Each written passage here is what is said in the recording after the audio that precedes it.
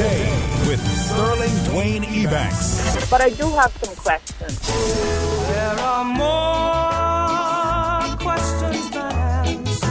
Radio Cayman, talk today. If you're ready to talk, we're willing to listen. Well, I really enjoy this program today. Cayman Islands' foremost listeners participation program. May God bless every person.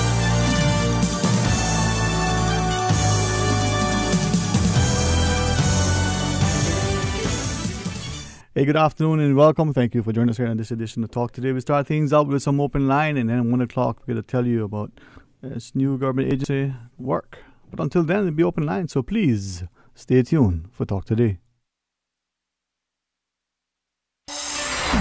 Radio Cayman's Talk Today, the Cayman Islands' foremost listeners participation program. We ask our listeners to avoid statements or comments which are abusive, derogatory, malicious, or defamatory. Do not use any indecent language or make any statement which is false or misleading. Email talktoday@candw.ky or call 1-800-534-8255. Courtesy of Flow. Cayman's #1 network that connects you to your world like never before. Let your voice be heard. Once again, here's your host, Sterling Dwayne Ebanks.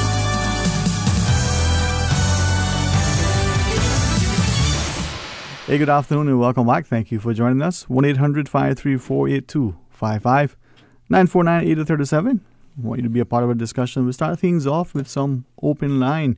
You can call and share your thoughts with us. 1 o'clock, looking forward to the excellent company of Miss Sharon Roston and Mr. Wesley Howell. But let's set the stage and let's get things rolling. I know you're probably like many of us, eagerly, anxiously, awaiting the World Cup final, and you see if your team is going to be there. But until then, we enjoy all the opening games. And as the tournament continues, I hope that you get a chance to watch it. If you have to do what some of us are doing, just get the highlights. Well, we just get the highlights. Not like the days gone by when seemingly, hopefully, it's still happening in our offices. And I share that only as an indication. I was talking to a fellow earlier this morning. I hadn't had a chance to chat in the longest time. He said he remember when he first came here, way back when. And even getting a chance to watch TV in the office was a challenge. Somebody would struggle to bring this, mammoth-sized, elephant-looking thing into the office. 4 or 5 people struggled to get it in. Small as it was unhandy. And we sat somewhere about, sometimes in a little makeshift office, sometimes part of the boardroom, and they would all gather in and out to watch it. Years passed, and television became a little bit more commonplace. And again, someone would hump it into the office, and they would watch the games. Now we have TVs in our lobbies all around the place, but nobody seems to be sitting down and watching the games like they used to. At this point being simply that seem to have more but less time, seem to have everything at their fingertips, but nobody's partaking. Now he shared that Cayman is home and has been that way for 30, 40 years, or probably even longer if I think about it. And he's seen the changes, but yet have they all been good? And he shares, and this is from a perspective that people will look and say, well, an expat. That may be how he's termed, that may be how he termed himself. But he says, without question, these are the changes that we've all witnessed. And those of us who've been here for, 30 plus years may have seen those changes, not necessarily been enamored by them. But what are your thoughts as we see things unfold? 949-8037, 1-800-534-8255. Or toll free with the compliments of Flow at 1-800-534-8255. You can also WhatsApp 925-3261. Now I share that because he was saying that increasingly he was thinking back to sentiments, and I reflect on what he shared, and it seemed very, very much in line with others. Now, it could be because of the age and stage in life. It could be because of the things that are happening. But he shared, if you think to what he's making today, just the dollar value, it sounds great. His paycheck looks really, really significant when you add up all the amount. But his ability to purchase goods and services today with that large amount of money. Back in the 70s and 80s, he wasn't making that amount, but of course he was able to buy more in the country. Perhaps there were less things available, but still you could buy more of what was available. And some of you can easily, because of your training, maybe because of the access to the information you have, would quite easily put in that if you had $300, for instance, and 30 years ago, maybe that seemed $300 would be worth X today. Now, it's a case where people are looking at things, and they're not necessarily understanding that these changes have been significant. So, what is your thought? 949-8037 or 1-800-534-8255. The final point I'll mention to you as to what the fellow was sharing earlier is that he came here in his mind as a young man in his prime, new wife in tow, looking at making a future here in this country. You can think of the days when MRC was getting on the way, and the idea that you see the development been through the thick and thin, and he can, like many others, easily relate to the changes that have unfolded in this country. Now the question is, as more and more of us come here and we see what is happening, is it a case that we understand that these changes have to be either driven by us, or for the most part, we have to be at least aware of those changes? Now, what are some of the things that you see happening in this country that you believe you would never have seen in your lifetime? Or you, on the other side, you could see it coming, but nobody was listening? Share with us your thoughts. 949-8037 or 1-800-534-8255. Let's open line. We'll take your calls and have you share your thoughts with us. The other issue is this whole issue, as the fellow was sharing, was that we need to, without question, grow our population. But we need to ensure that we're providing sufficient opportunities for that population. And as it increases, is it the population is increasing from within, or is it like it was when he was coming here? More and more people coming with opportunities, providing the growth, within the industry, within the economy. Now we say that if we're looking at this whole issue, it isn't that we have all these opportunities as we had in the past. 949-8037. Let's go to our phone. Say good afternoon and welcome. You're on Talk Today. Good afternoon, Sterling. Afternoon. How are you today? Pretty good. All right. Thank you for sharing. Sterling, the changes in Cayman is overwhelming. People, cars, I could go on. But what I call you for, we're building all these roads, and they're becoming a racetrack road. Down there by Smith Road, Calderway, and so forth. Driving through there this last year or so is becoming very scary. All when the light change, people are still going or turning, and it's a dangerous spot. They got cameras there. We don't know if anyone is getting a ticket from it. Can't hear that. But also, when I talked about this earlier, these roads that we're building, I said it before and I'll say it again, we have no emergency turns for these officers, firemen, and the ambulance. The road that we got made, and it goes, I don't know, about 2-3 inches of cement going straight down and from left to right in the middle of the road, right? In other words, you can't go across. I was thinking that they need to consider opening so many feet of those cement barriers we got there. Put it only for the police, emergency, and the firemen. Put a camera there, and if anyone goes through that, rather than those other people, give them a $5,000 fine. If they can't pay the fine, take their vehicle from them. Take it, Sterling, because we got laws here, and no one is abiding by them.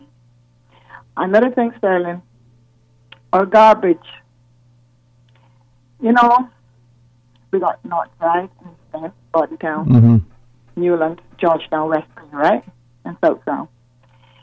Why is it that we can't have at least one garbage truck in the Northside, one for Bordentown and Newland area, and one for Georgetown, West Point? So if one do break down, we still got 3 trucks running. And the population that we got right now, and more to come, and the garbage that's piling up and can't be collected regular, they clearly got some new trucks coming. That's still not going to solve the problem. I really don't think so.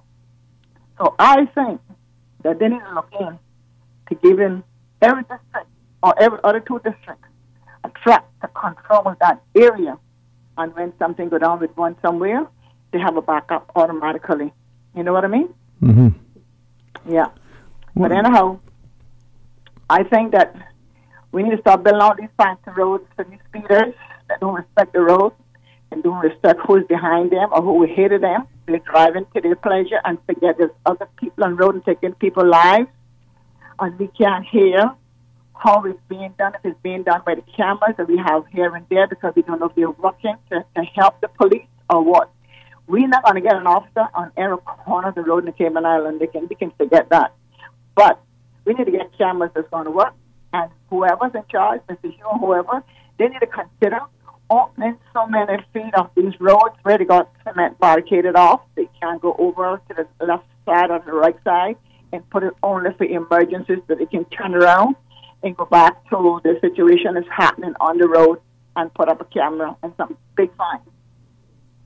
Ellen, thank you. Well, thank you for sharing. And I think, as the caller highlights, is it a question that we, as the road users, drivers in particular, how attentive and responsive, or respectable and considerate are we when it comes to our use of our roads?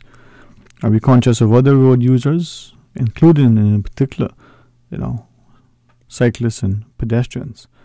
949-8837 or 1-800-534-8255. Let's pause and take a short break. When we come back, more Open Line. Optical Outlook is so wicked. They're brilliant. Tremendous. So hot. They're awesome. Yo, them cool. They're sweet. Just ice, mate. I love them like cooked food. Head to Optical Outlook and find many designer brands for men and women. Sun safety and eye health care never look so good. They'll be able to help you find the best fit for your face and budget. Call 746-2020 and book your eye exam today. Come see the difference with Optical Outlook and make sure to follow them on Facebook and Instagram.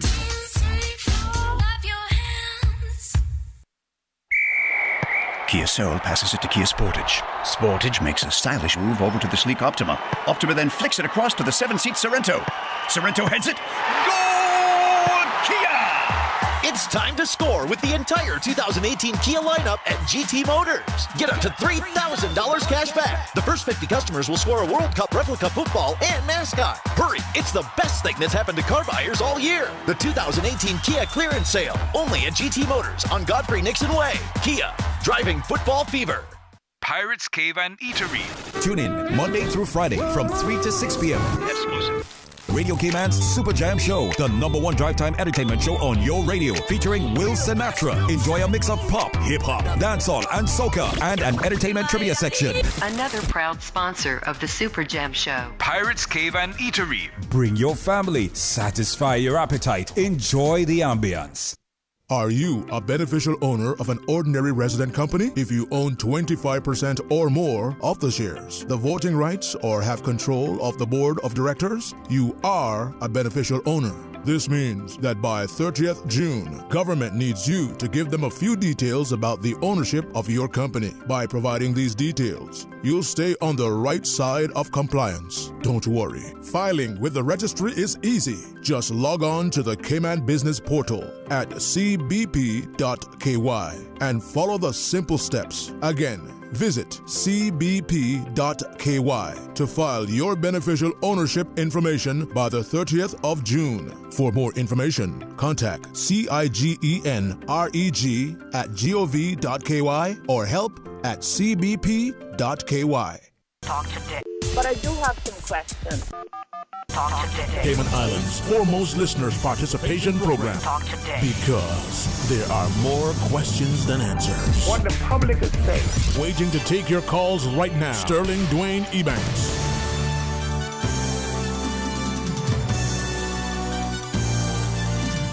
Hey, good afternoon and welcome back to Talk Today. 949-8037 or 1-800-534-8255. It's open line until 1 o'clock. We take your calls, read your WhatsApps. You can call us at 1-800-534-8255. Toll free with the compliments of Flow or 925-3261. Here's a WhatsApp. Simply says, there are too many cars on the island. Now, what's your view on that? I appreciate a person not just listening, but taking the time to send through a thought. Now, the idea that the amount of cars on our roads could be something that some of you, as in the years of past, have been recognizing and sharing with some of the officials. From time to time, we hear these comments where people are asking, why is it that we're not looking, at trying to ensure that the road safety is better, that we have better education when it comes to how we use our roads, but equally, is there a way to make sure that we have a better transport system, a network that moves people, whether it's a train or a tram or some other mechanism that can move larger numbers of people. A few of you have shared that we're building these roads and they look good, they certainly cost enough. Some have said perhaps even too much, but there isn't any provision for public transport, a big bus, a train of sorts. Now, is that something that could work in this country? Some of you have weighed in the past and said, nope, it's not really feasible. Others have said, well, it's the only way to go. But the more that we develop, perhaps the less opportunity there is to do that. Your thoughts? 949-8037 or 1-800-534-8255. A few others have weighed in on the issue of our development and the growing pace. Eagerly looking forward to our discussion at 1 o'clock as we talk about the new work agency within government, as we speak to both Mr. Wesley Howell and Ms. Sharon Rolston. Get a perspective. It'd be interesting to continue to hear from them. Perhaps there's something new we'll learn, other things that we'll be able to appreciate. 949-8037 or 1-800-534-8255. 1-800-534-8255. Toll free with the compliments of Flow, or you can WhatsApp 925-3261. Likewise, you can send us your thoughts on our email, talktoday@candw.ky.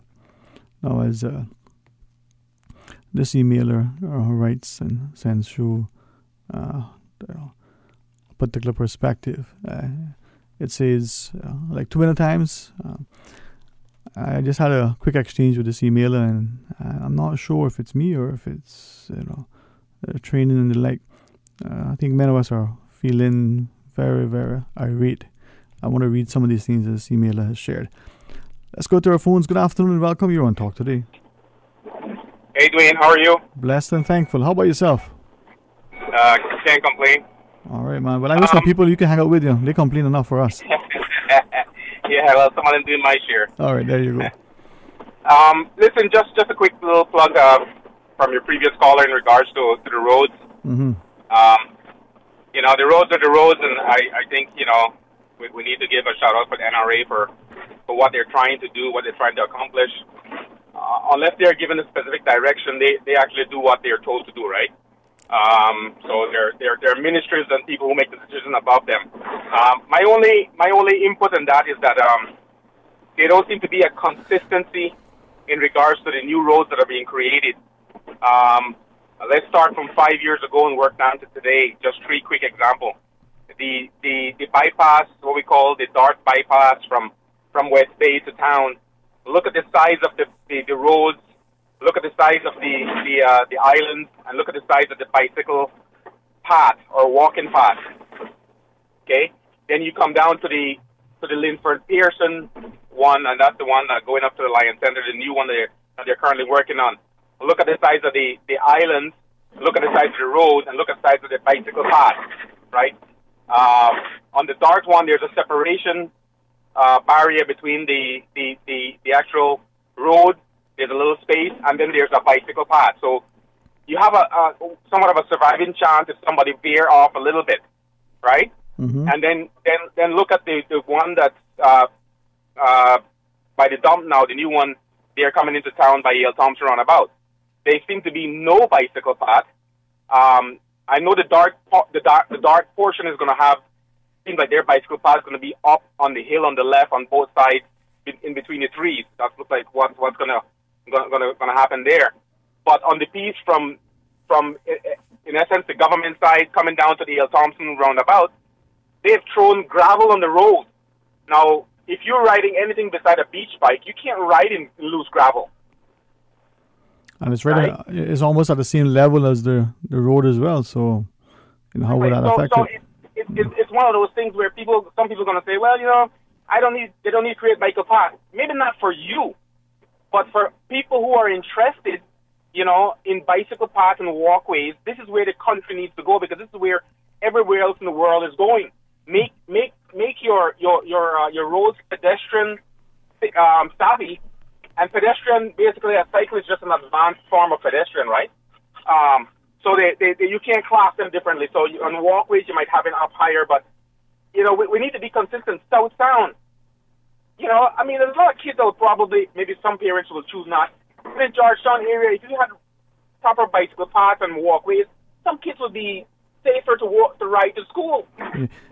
I hear what you're saying. If you'd allow me to ask you just 2 questions. South Sound, since that's the last thing you mentioned, the boardwalk. I'm not sure that's what we call a boardwalk. That thing that they're building up there. What's your view on that? Hey, listen. Anything that the public can gain, I am all fair for. The government has spent hundreds of millions of dollars in the last 15 or 20 years on roads for vehicular traffic for people who are driving. Mm-hmm. And they have not created hardly anything for people who are either walking or riding. Just getting outside. It doesn't matter if you're... So there's been several incidents where people have lost their lives on roads trying to keep fit. None of us lose any kind of calories driving in our cars. So I think the government is trying something there, and I don't think we should knock the government for doing something. It can talk about how it was done. I think it's a great project. That kind of project is going to benefit anybody that wants to use it. And then the other thing with the size or the width of our roads, I noticed you referenced inconsistency. What's your thought? You think they're somewhat too wide, somewhat not wide enough? I just think they're not consistent with the width of the roads versus the allowances for either pedestrian or cyclists. Yeah. Right? They need to be. And the new road, the new paved road from Peace Bay to Lighthouse Restaurant, they've now created kind of like a bike path, but it's loose gravel surface, so you cannot ride on it. Right. And not because I cycle a little bit. I do live in it a little bit, but anybody that there's not everybody have cars, and not everybody wants to pay $3 or $4 to ride the bus. If somebody works in Hurley's and they live in Savannah and they would like to bike from Newlands to Hurley's, have you seen the width of the bike path on the back bypass there? Yeah. It's about 24 inches. No, I hear you, man. And the reason I was asking about it, someone who I believe has certainly much more knowledge about roads and road design and traffic calming measures and that sort of thing, said that sometimes if we make our roads, so wide, that tends to make them, less safe. He says it might sound, foolish, but because the roads are so wide, people may take more license with their speed if they're narrow. Yeah, but Dwayne, I mean, you know, you can't bill for arrogance or stupidity or people who are just not considerate. You can't do that. I mean, you can't. Building a road is not going to change people's mentality, but you have to build the road with consistency and then do educational programs. Flash the TVs and the radios with safety safety stuff, right? Right. I mean, I just think that you know, and why I mentioned South Sound, because it's another little pet peeve of mine is and I'm not knocking anybody. The policy is the policy, but the powers to be need to change the policy so that the people who are carrying out the policy can actually put it in effect. I don't blame anybody in their position. I blame the people who are making the decisions, right? It seems to be that we have a planning directive or decision that walkways are only mandated for multi-residential as opposed to subdivisions and stuff. Right. Well, not even get there. So let's take South Sound for a good example. All the multi-million-dollar houses, and there's one right next before you get to can't remember what the name of the place is. Cayman Crossing. There's a huge house that borders Cayman Crossing. I mean, I would thought that it would have been like a 3-story apartment, but it happened to be 2 single residential houses that are about $8 million. Because they're residential, they do not have to give the leeway of a walkway or a pedestrian path outside their fence. So you're coming from Vila and you're coming from Cayman Crossing, and you're in a walkway, and when you get to this private residence, there's a fence in front of you. So now you need to turn 4 feet into the highway, basically, and walk the width of this property until you get to the Vila's walkway. So houses have no walkway, and the apartment complexes have walkway. So how much sense does that make? More sidewalks on the roads, huh? Yeah. Well, no, but I'm saying that if you're walking, that's the reason why the boardwalk is going to be so safe. If you're walking on the left side going up to Hurley's, half of the places are apartment complex, they have a walkway and it's 4 feet wide, right? And some of them, the developer was not forced to put a walkway. What they did, they put gravel inside curbing. So now you have to walk up on those gravel. And then some of the other areas, they're allowed to put palm trees in the middle of where the walkway is supposed to be. There's no consistency there at all. And it's kind of, you know, one of the things I look at is that we are an advanced society, but it's embarrassing that certain minute stuff we can't get right. Well, you know what? Sometimes some people don't always see something because it's right in front of them. They need to be reminded. I appreciate you sharing it and causing people to have a think about it and look at it again as they're driving home, you know, across the areas that you reference. Exactly. Just look to the left when you're driving home. Even on the hotels going down West Bay Road, all the hotels and apartment complex have to have it. But if you hit a private residence, you'll see a fence and no walkway. Right. I mean, I don't expect to retrofit and go back through all of this, but all the ones going forward the last 5 years, we should have started this out, you know. Miss Consuelo, you know, she rests in peace, had an idea long ago. She said it might be the best thing to do, to bomb the whole place and build it back up. You know, something to consider. Hey, you know, she was a strong woman, so I would have supported her. There you go, man. All right, thank you for taking time to share with us, man. All right, thanks for listening, and thanks. Have a good afternoon. Toby, we'll have a quick little pause. When we come back, we'll join our callers. Please stay tuned for Talk Today.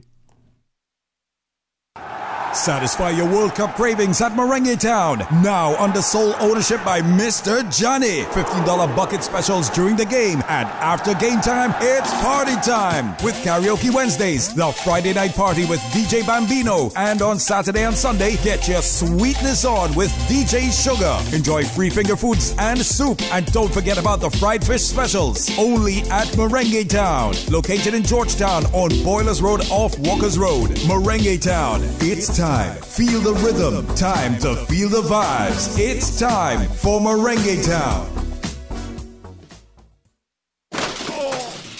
Accidents can happen at any time and can leave a strain on you and your family. Be prepared with Workman's Compensation Insurance from Fidelity Insurance. Our brokers can help you meet your government requirements and ensure that you are covered should an accident happen. Don't leave it to chance. Email Fidelity Insurance at insure@fidelitykman.com for a free quote. Get workman's compensation from Fidelity Insurance and get some peace of mind. Fidelity, we're good for you. Honey, our fridge has stopped working again. Everything in the freezer is melting. We need to get this repaired right away. I'm calling Brand Source Service.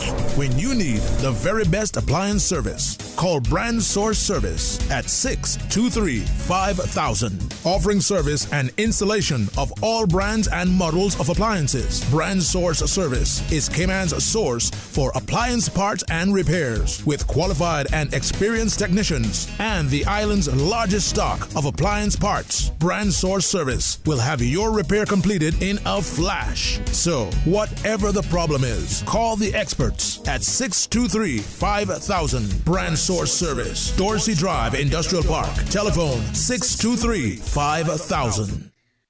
King Sports Center's Art of Fun Summer Camp is back from July 3rd to August 3rd. Now in its 14th year, the Art of Fun Camp is ideal for kids aged 5 through 10 with activities from football, basketball, dodgeball, squash, rock climbing, arts and craft, dance, singing, and more. Your child can stay cool while having fun in a safe and secure environment. For more info, email kings.brebanks@gmail.com. That's kings.brebanks@gmail.com. or call 946-KING, like King's Sports Center on Facebook, and you can also find them on Instagram or call 946-5464. King's Sports Center, providing you with all your fitness, recreation, and relaxation needs.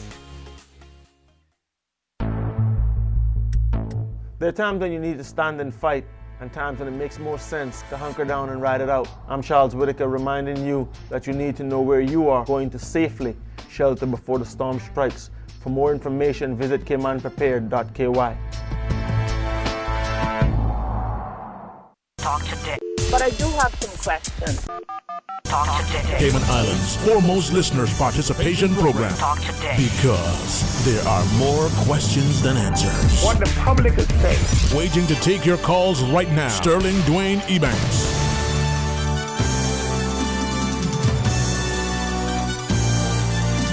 Hey, good afternoon and welcome back to Talk Today. It's open line. 1-800-534-TALK is our flow toll-free number. Let's go to our phones. Welcome, you're on Talk Today. Hello, good afternoon. Good afternoon. How are you, sir? Oh, not too bad. And you started? Well, thankful. Blessed and thankful. Yeah, that's how I feel about it. Amen, brother. Well, a question I didn't ask you. You heard anything about some time ago when you used to do the oil transfer and coming back to say it would completely damage the my beach if you had oil spill? In Cayman back or on Grand Cayman? On Grand Cayman. No, I didn't hear anything in relation to... Why did they stop it? Why did they stop it? I heard they stopped it because there might be some oil put on the beaches. Yeah. I'm not sure why it was stopped. No. I don't know. Oh, that's... Cayman couldn't get much more off of it. Okay, I'm not hearing you properly. It's kind of coming in and going out on the phone connection. Miss Susan, just going to quickly chat with you just to see if we can figure that out. Sometimes, maybe we're moving up and down. Sometimes just where we're standing. Hey, technology is good when it works. 949-837 or 1-800-534-8255. Just a second more. We'll see if we can get that caller much clearer so we can hear him. And as you do as well. Yes, sir. Thank you so much for letting us do that. So the oil transfer? Yes, sir?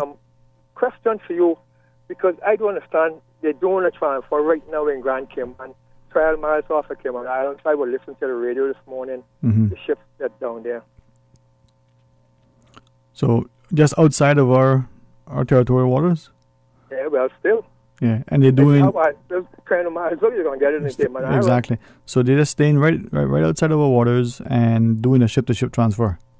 Well, to me, I don't know. We have a serious problem in this country. Our own people hurting us. The thing about it, when you look after it, we are young Caymanians. We grew up here. We went to sea. We sent our money back home. Our family build homes for them. We did a lot. Sometimes we even fail to help the government, even schools from the kids there. And this from the same people that are hurting us right now. Mm-hmm. You know, and I think it's time to stop talking and start doing action. Well, I certainly think there are many people who would agree with you, but certainly as you're looking at the maritime aspect of it, is there an opportunity for us to expand our maritime zone and look at economic benefits there, not just within the 12-mile limit, but look at it a little bit more closely? Well, they could do it off here too. Yep. Yeah. They could still do it here if they want to, but because I guess some people might make no money off of it. You have to wonder sometimes why things are happening and why things aren't. Yeah. I don't know, boy. Sometimes I think about it and I look at things like the whole world is going crazy right now. Because, but anyway. All right, but thank you, sir. I'm going to talk about that, and I'm going to turn you loose. So. Yeah, man. Well, I'll keep listening because you never know what you might hear, Share with us, man. What's information? Okay, sir. Yes, have sir. a good afternoon. You too, sir. Thank you. Let's take another call. Good afternoon. You're on Talk Today. Mr. Dwayne. My friend, how are you today? All right, man. All right. Hard one. What? It's still early summer. It's hot, yeah? Yeah. Benefits on the island, Yeah, well, sunshine, cool breeze. Hopefully to see not far away. Well, I saw it, but I gotta go in one little topic, Go right ahead, man. Just gotta go tell you this. So yesterday, you see what happened in Canada? You catch the news, You mean with the passage of legislation? No. Yeah, they're the second country in the whole world now to fully legalize the cannabis the cannabis thing, recreational, everything.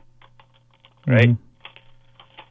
And they now must be 3 months before that you can find cannabis on the NASDAQ exchange though.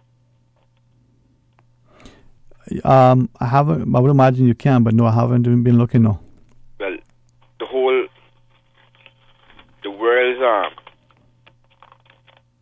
world's cannabis or whatever must be sales or records or all that. Now is all noted on the NASDAQ. Is worth 500% in something valued at $1.55 billion. Okay. Mm-hmm. Now, this financial place here, right? We'd see something like that and still ignore it, and then plus a bigger country, Uruguay the first. Now Canada is the second. Is to fully legalize and fully everything. Now, which other country, unless operated by dictatorship and not democracy,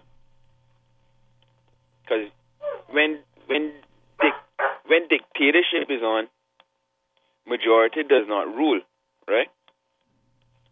When democracy is there, you got proper things of deciding who voted for what, you know what I mean? Majority rules in democracy.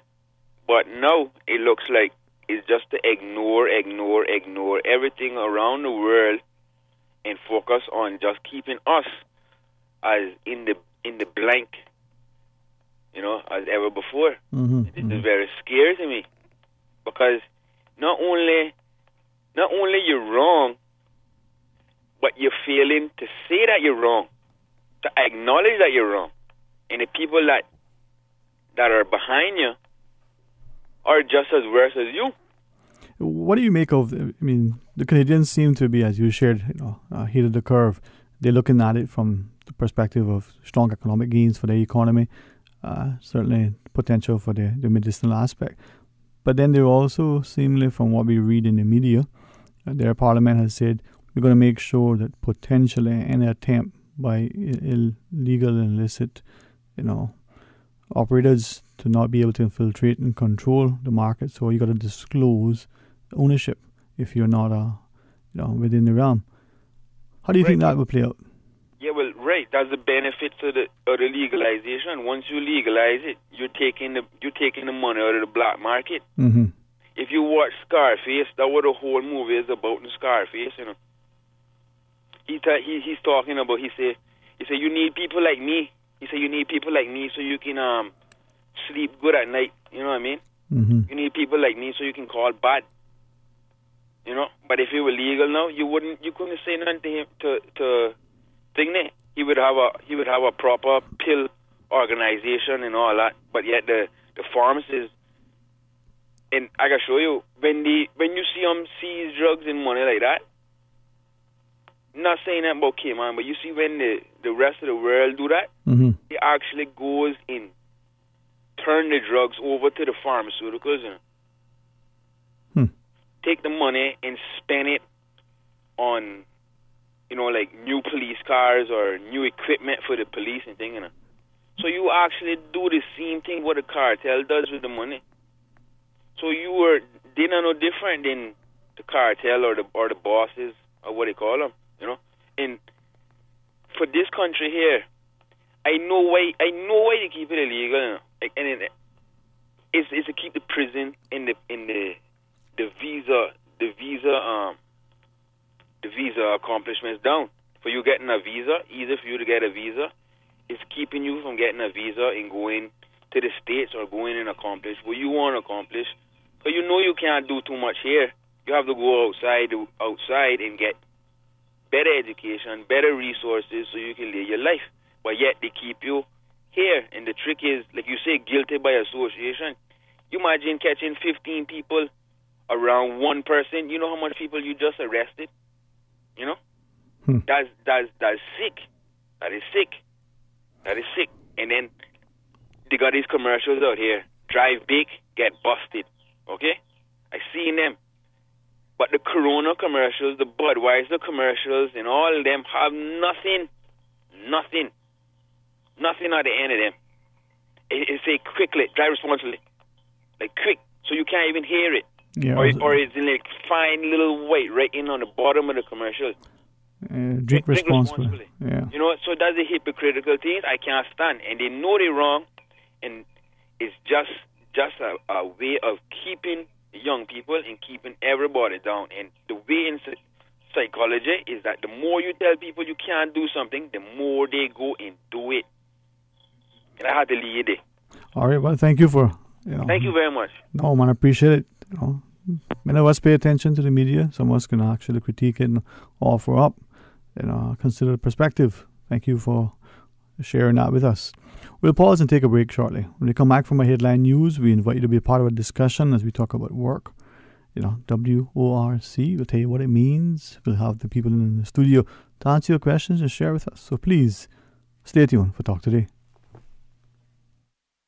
Radio Cayman, maintaining the innovation. On a daily basis, making it easy to connect with you, our listeners. Add us to WhatsApp today, 925-3261. That's 925-3261. Radio Cayman. Send a text or voice note. Can I send a request, please? You don't really have to ask us. Just send a request. This is a shout out to my ex. Radio Cayman, the voice of the Cayman Islands. Radio Cayman, maintaining the innovation. From district to district, moving through the waters to Cayman Brac and Little Cayman. Your station, your voice. All things Cayman. One radio, many people. This is home. Radio Cayman in the Cayman Islands. Radio Cayman. Headline. Radio Cayman's newsroom. Headline. These are the biggest stories right now. A Year 6 student from Sir John A. Cumber Primary School has passed away at home this morning, and education officials are offering counseling and support services to students and staff at the school. A team from the Department of Education Services has been deployed to the school, and parents are being asked to keep a close watch on their children and contact the school if extra counseling is needed. Good afternoon, I'm Dion Anglin with your headlines. U.S. President Donald Trump has promised action to keep families together amid fury over separations of undocumented child migrants from adults. The U.S. Department of Homeland Security has reportedly drafted an executive order to stop the policy, though its wording and scope is unclear. Mr. Trump, however, earlier urged lawmakers to pass a bill ending family separations. The European Union will launch a raft of retaliatory tariffs against U.S. exports on Friday.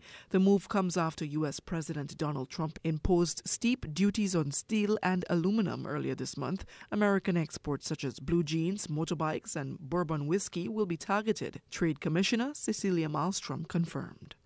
And Uruguay's slender victory over Saudi Arabia ensured that they and host nation Russia reached the last 16 of the World Cup. Luis Suarez scored the only goal at the Rostov Arena, sweeping in from close range on his 100th appearance for La Celeste. It was hard on the Green Falcons, who were knocked out despite a vast improvement from their 5-0 defeat by Russia in the tournament's opening game. That's a wrap of your headlines. I'm Dion Anglin. Radio Cayman, the voice of the Cayman Islands. What's happening in your community? News and information, music and more. You can find us. www.radiocayman.gov.ky.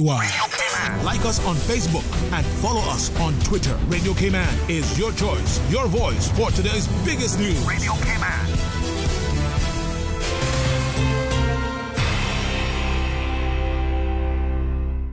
Talk today. But I do have some questions. Talk today. Cayman Islands' foremost listeners' participation program. Talk today. Because there are more questions than answers. What the public is saying. Waging to take your calls right now. Sterling Dwayne Ebanks.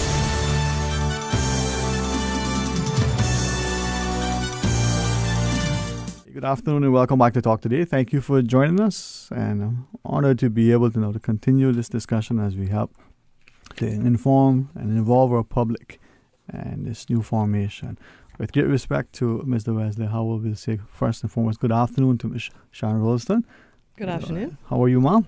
I'm thankful. Mr. Howell will tell you, he was raised like me by good parents who always deferred to, the ladies first. They always special and spectacular, right, Mr. Howell? Absolutely, can't go wrong with that, eh? No, sir, no, sir. I don't know what the protocol and etiquette is, but Elizabeth Post would say it, but, our mother say, if a lady enters the room, try to stand. If she's talking, try to listen. Well, you were raised right. That's what my wife says. She married me at Keene Treen. But, if I may, as we talk about the work, WORC, and I won't endeavor to make any kind of jokes about it today. Last time when Councillor Harvest was on, I was keep saying worky. He said, boy, now behave, I had to put my hand on you. WORC, Ms. Sharon, what does that stand for? What does it mean? Right? Is it work? WORC? Well, it's a lot of work right now. But work is an acronym for Workforce Opportunities and Residency Cayman. And believe it or not, we spend a lot of time trying to come up with a brand and a name that encompasses all that we do, which is a multitude of things, but primarily the training and advancement of Caymanians and ensuring that every able and qualified and willing Caymanian has a job. It also encompasses a work permit process, Cayman status, and permanent residency applications. And to say all of that in a name, to try to come up with something that was workable, pardon the pun, the Premier very sensibly, I think, settled on an acronym that encompassed as much as that as possible and still made sense and it's easy to remember, most of all. Well, it is, Mr. Howell. I was thinking of how to present today's discussion. I think many times people will see things and not quite pay attention, and we take for granted. Now, if you would forgive me, and I'll pretend as if I don't know anything about it and I didn't read my notes, I didn't do any background reading, even go out and talk to people to see what the perceptions are. We'll interject that during it. Now, as a structure, we have this new entity. I'll use it as such. First and foremost, can we ask or clarify and confirm? We've heard this before, but just make sure. In the past, people say, oh, this is, separate apart. No, this is a merger. Set the stage. Is this a distinct thing? What is it? And then the organizational structure. And I'll come back to, politely and share why. Well, thanks for asking that question, because we want to make it absolutely clear that this is a brand new organization. It is not a merger, and we can't stress that enough, because both the NWDA and the immigration processes had failures. Let's just be frank. And when government took a view as to how it could improve the services for Caymanians and for employers seeking the best persons for their businesses, it was just not viable. The system was probably too far gone in each case, and so it was recommended that we start brand new. And so it's been a mammoth undertaking. Mr. Howell has been at it from the start, so I'll defer to him because he'll have more of the historical perspective. But I'd just like to stress it is not a merger. Not a merger, okay. We understand that you shared that with us, and we're going to repeat it again.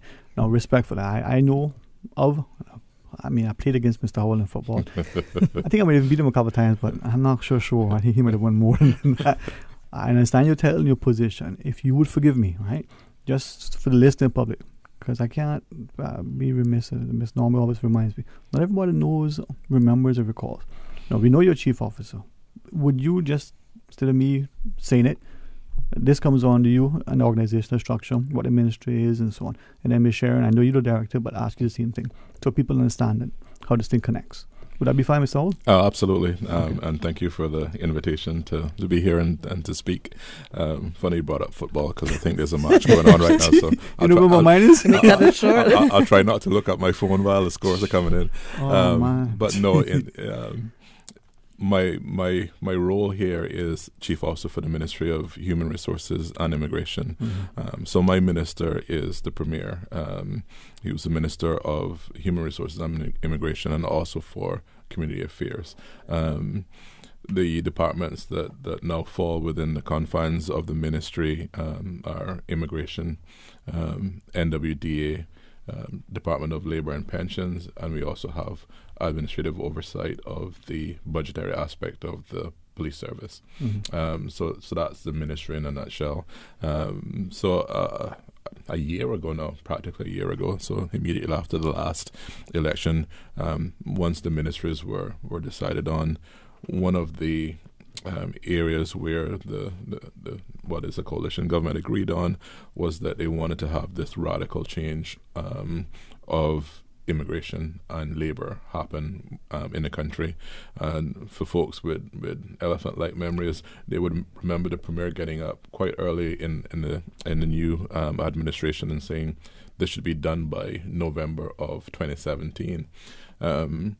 We had already started some work in terms of the stakeholder, the customer feedback from immigration customers and staff members as well. So what's going well, what's not going well, what would you fix if you were king or queen for a day? So all those data points were sort of fed into things that we needed to fix. So we knew quite early in that was not something that we could do simply with a name change, that we needed to fundamentally rethink the whole way we did thought about the employment, the job placement, and the opportunities for Caymanians to enter the workforce. And then on the other side, to ensure that when there are no Caymanians available, that the businesses then have a transparent and effective process of seeking labour through work permits and the like.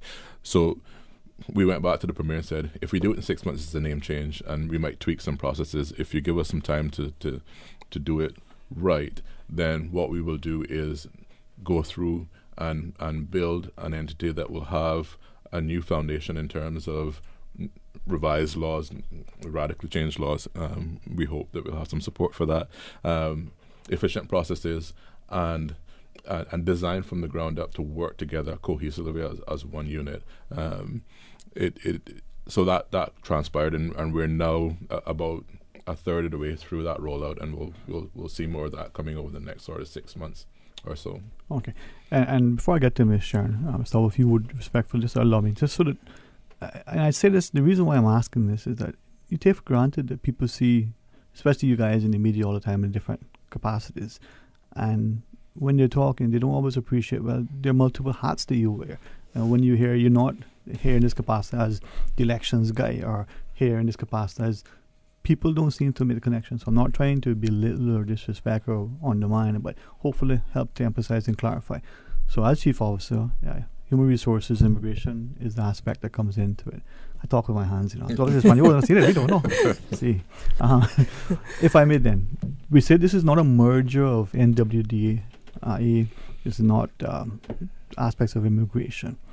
From that perspective, the NWDA, what will happen to that? Okay, so where we are now, and we're actually spending quite a bit of time with the existing employees of what is the administration side of the immigration department. So leaving the border and the sort of asylum aspect to one side, but that entire machinery and the excellent group of people who work on customer service, work on assisting the boards, work on assisting the civilian decision makers within immigration. All those folks, we've been meeting with them quite regularly. We're actually stepped up the pace. We're meeting sort of on a 2-week basis now as we go through. So as your listeners may know, in the adverts, this week we have deputy directors coming out.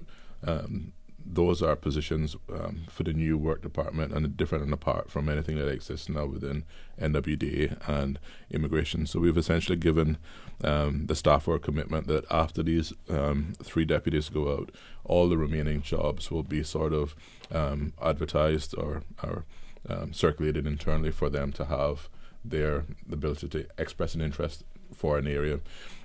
Because we're radically rethinking the way that we go about the business, the job descriptions that exist now are radically different as well. So there's not always 100% match. So people can't just slide across, and where they're employees from what is actually now sort of 3 sort of different business lines, all having an opportunity to express an interest for something. We needed a fair process to do that. So we have this sort of internal view on that.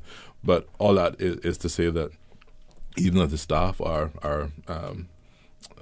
positioned, they're going for opportunities for work within the work agency, and we move forward based on that. So it's a bit of an exercise to put all those pieces in such a way that the foundation then supports what we're building on top of it. Right. And in the meantime, to sort of jump ahead a little bit, those persons who are now working on real life applications that are keeping the business running, they're intimately involved with making it better, if that makes sense. So they're redesigning processes, they're going and questioning, we're requesting X documents from our job applicants, is that really necessary? We're delivering Y program, is that helpful? Is this what our clients need? Is that what what the business and community needs in terms of where they're going? So from top to bottom, there is no piece of ground that isn't shaken, but shaking in a good way. Yeah. Indeed. Now, with that, respectfully, Ms. Sharon, so we bring you into this. We understand from the ministries and sort of the organizational structure, that is where this thing fits in. You as the director now, tell us about that role and how that fits into this whole scheme.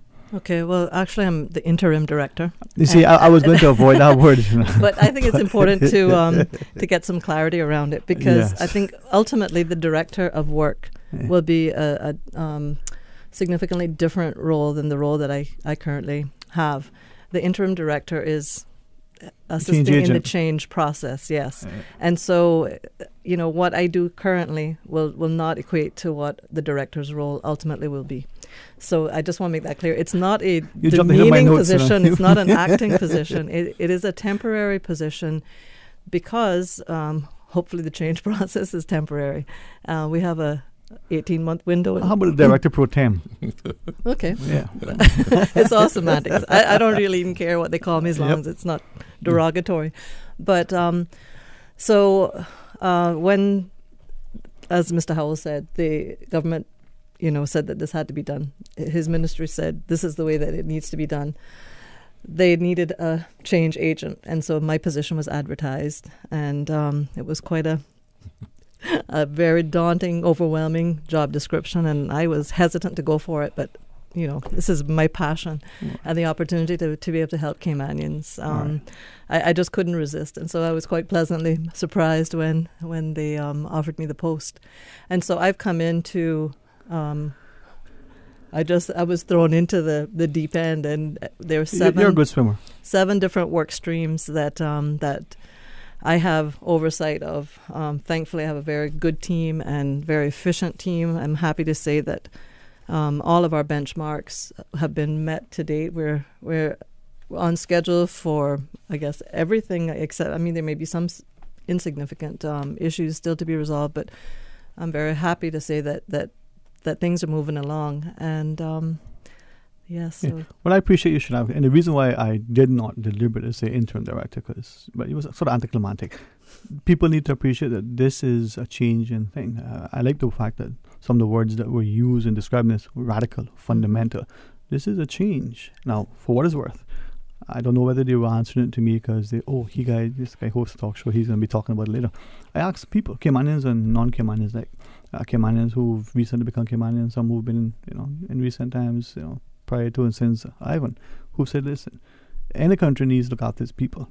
They travel to the Mideast, for instance, to stay for an extended period, maybe to do business, to work. And they said the priority is always to the citizens of a country. We seem to not be willing to accept that should be a priority. Look like we are. And I hopefully that's not a political statement, it's just what should be. But if it is, you know what, look for my name on the ballot and the ballot. 2020? That's good. Again. but I can say, we got a few licks in the media about interim and who's going to be steering the ship after the next 2 years. But it was a really conscious decision to call it interim because we're looking for a particular skill set. So if you think about building a medium to large size business for Cayman, the kind of ingenuity and thinking that you need to build a business is very different from what you need to keep the business running after you built everything. And the sort of energy that we wanted for that, we wanted to be a conscious choice that somebody said, I'm coming in essentially building the ship. Whether or not Mr. Olson remains as captain after the 2 years is another thing, but it was a conscious decision around this. This is a very different skill set than just keeping the lights on and sort of administrating something that's already underway. For what it's worth, one of the individuals I spoke to shared this way, and I hope this doesn't disclose him in any way. He said, open up a restaurant, for instance. I need a certain skill set to open the restaurant, to get it up and running, to get all the people hired, for the first 18 months, maybe for the first year, first 2 years. I need this type of skill set. This person comes in, does all this thing, gets the restaurant running, gets all the kinks, after opening the night, and then eventually fades away and on to another project. You can call that person whatever. That's the person who's going to be the person to get the restaurant going for that period of time. And then the executive chef or whoever it is that does the rest of the stuff. Similar, as he was saying that to me in explaining, what he sees your role as, the same thing in his mind. It is. All right. Absolutely. I don't see why you're taking it for. I think it's very unusual for folks to make the analogy that we're trying to operate a government initiative in a similar way that a private sector entity would be. But if you were doing it for your own private gain, that's exactly the sorts of decisions that you'd be making. So we are going about it, very thoughtful in the way that we approach it, and I think that's helpful because my description to the staff every time we start to have a briefing is like I remind them that while we have this radical change going on and happening, we also have the business of the country to run in terms of job placements, training, upskilling, and processing the labor demands that are necessary to keep the country afloat, right? So my analogy is that we're in an airplane with passengers inside, and we're redesigning the airplane and repainting it, and we can't land until we're done. But we got to take care of the passengers too, right? So remind me not to play that one. All right, I appreciate you giving us the structure, the organization, the way the reporting lines of work, and the sort of impetus behind it. So what it's not what you're going to do, but how you're going to do it. Part of the thing I understand that you're talking about training and developing Caymanians to be competitive, right, in this job market. Now, how, when it's all said and done, how are we going to ensure this training and developing Caymanians to be competitive? As I look through some of the talking notes, because if I may, right, this is well, how? Well, I think we have to be realistic. There's nothing really to stop a Caymanian from now to be preparing him or herself for job opportunities. One important part of our structure, which we don't have currently, is a labor market survey department that gets data from the industries to see where there are gaps in the labor market. We'll use that data to reach out to stakeholders, to the scholarship secretariat, for example, those who provide training, apprenticeship programs, and likewise, to fill those gaps so that we can refer Caymanians to them. We can't make them go, but our job is to create the opportunities for them to have those resources to make themselves better. I hope that Caymanians take the initiative to not just be relying on government to help them find jobs, that they will do that on their own anyway, and further their education, do training, instead of just waiting for government to do it. But I'm happy to say that that's been built into the structure so that they have they have more guidance in how to connect with an employer, because our jobs clearinghouse system will list all those Caymanians with their qualifications so that employers can find them rather than advertising once per week in the newspaper for 2 weeks, for example. The opportunities will be there to try to make those connections, but we do need Caymanians to do their part too in getting themselves qualified or promoted, capable of being promoted. And then they have to list themselves on that jobs clearinghouse, because if we don't know that they're out there and employers don't know that they're out there, we can't help them get jobs. That's just the bottom line. All right. Well, let me ask. The Economics and Statistics Office, or ESO, does a labor force survey, or used to. You shared, that's what I did not misunderstand. We don't have that data as to what's in the labor force. So the stats are historical looking, so we're looking at what was. Yeah.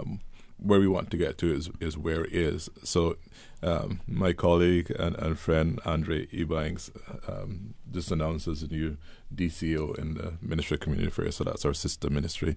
He came from the financial services background. He used to work in the industry, came into government in a senior policy position, and really understood and connected with that industry. So he was able to speak to industry demands, what is going to be the next big thing, what are the labor areas, what are the skill sets going to be competitive in the next sort of year or two. We're looking to replicate that across our industries, so hospitality, construction, financial services, breaking out into legal and accounting. Those are areas where those policy and research analysts are not only looking historically but looking proactively as well. So projecting where we're going to be, so we can then tailor our training and internship and partnership approaches for that. They'll also develop those relationships with the businesses. Where I went to John Gray's graduation last night as an aside and was absolutely blown away from what used to be in my school a long time ago. I won't say how long ago. I remember. Absolutely. To see the caliber of graduates that we had, students passing 10 subjects at A and B level. I mean, if you think there's not enough time in a school day to take 10 subjects, so they're taking subjects in after school, right? Wow. Passing 10 subjects with top class honors. So absolutely amazing stuff. But to see them coming out knowing that if there's students that need that extra assistance, like we do with Passport to Success, that we're there to provide that extra bit, if it's job coaching, if it's resume and interviewing skills, if it's soft skills like computers and other things, and then also working with the industry in terms of preparing them then through internships and apprenticeships to be effective, but also going one step back. And if we know that in another 5 years we're going to have another medical tourism hospital or another major hotel, we can then share that information with our colleagues and stakeholders across government to say, your scholarships for hospitality stuff, you may want to boost that, and we may want to introduce more programs in SciFec and at UCCI to fill this potential gap.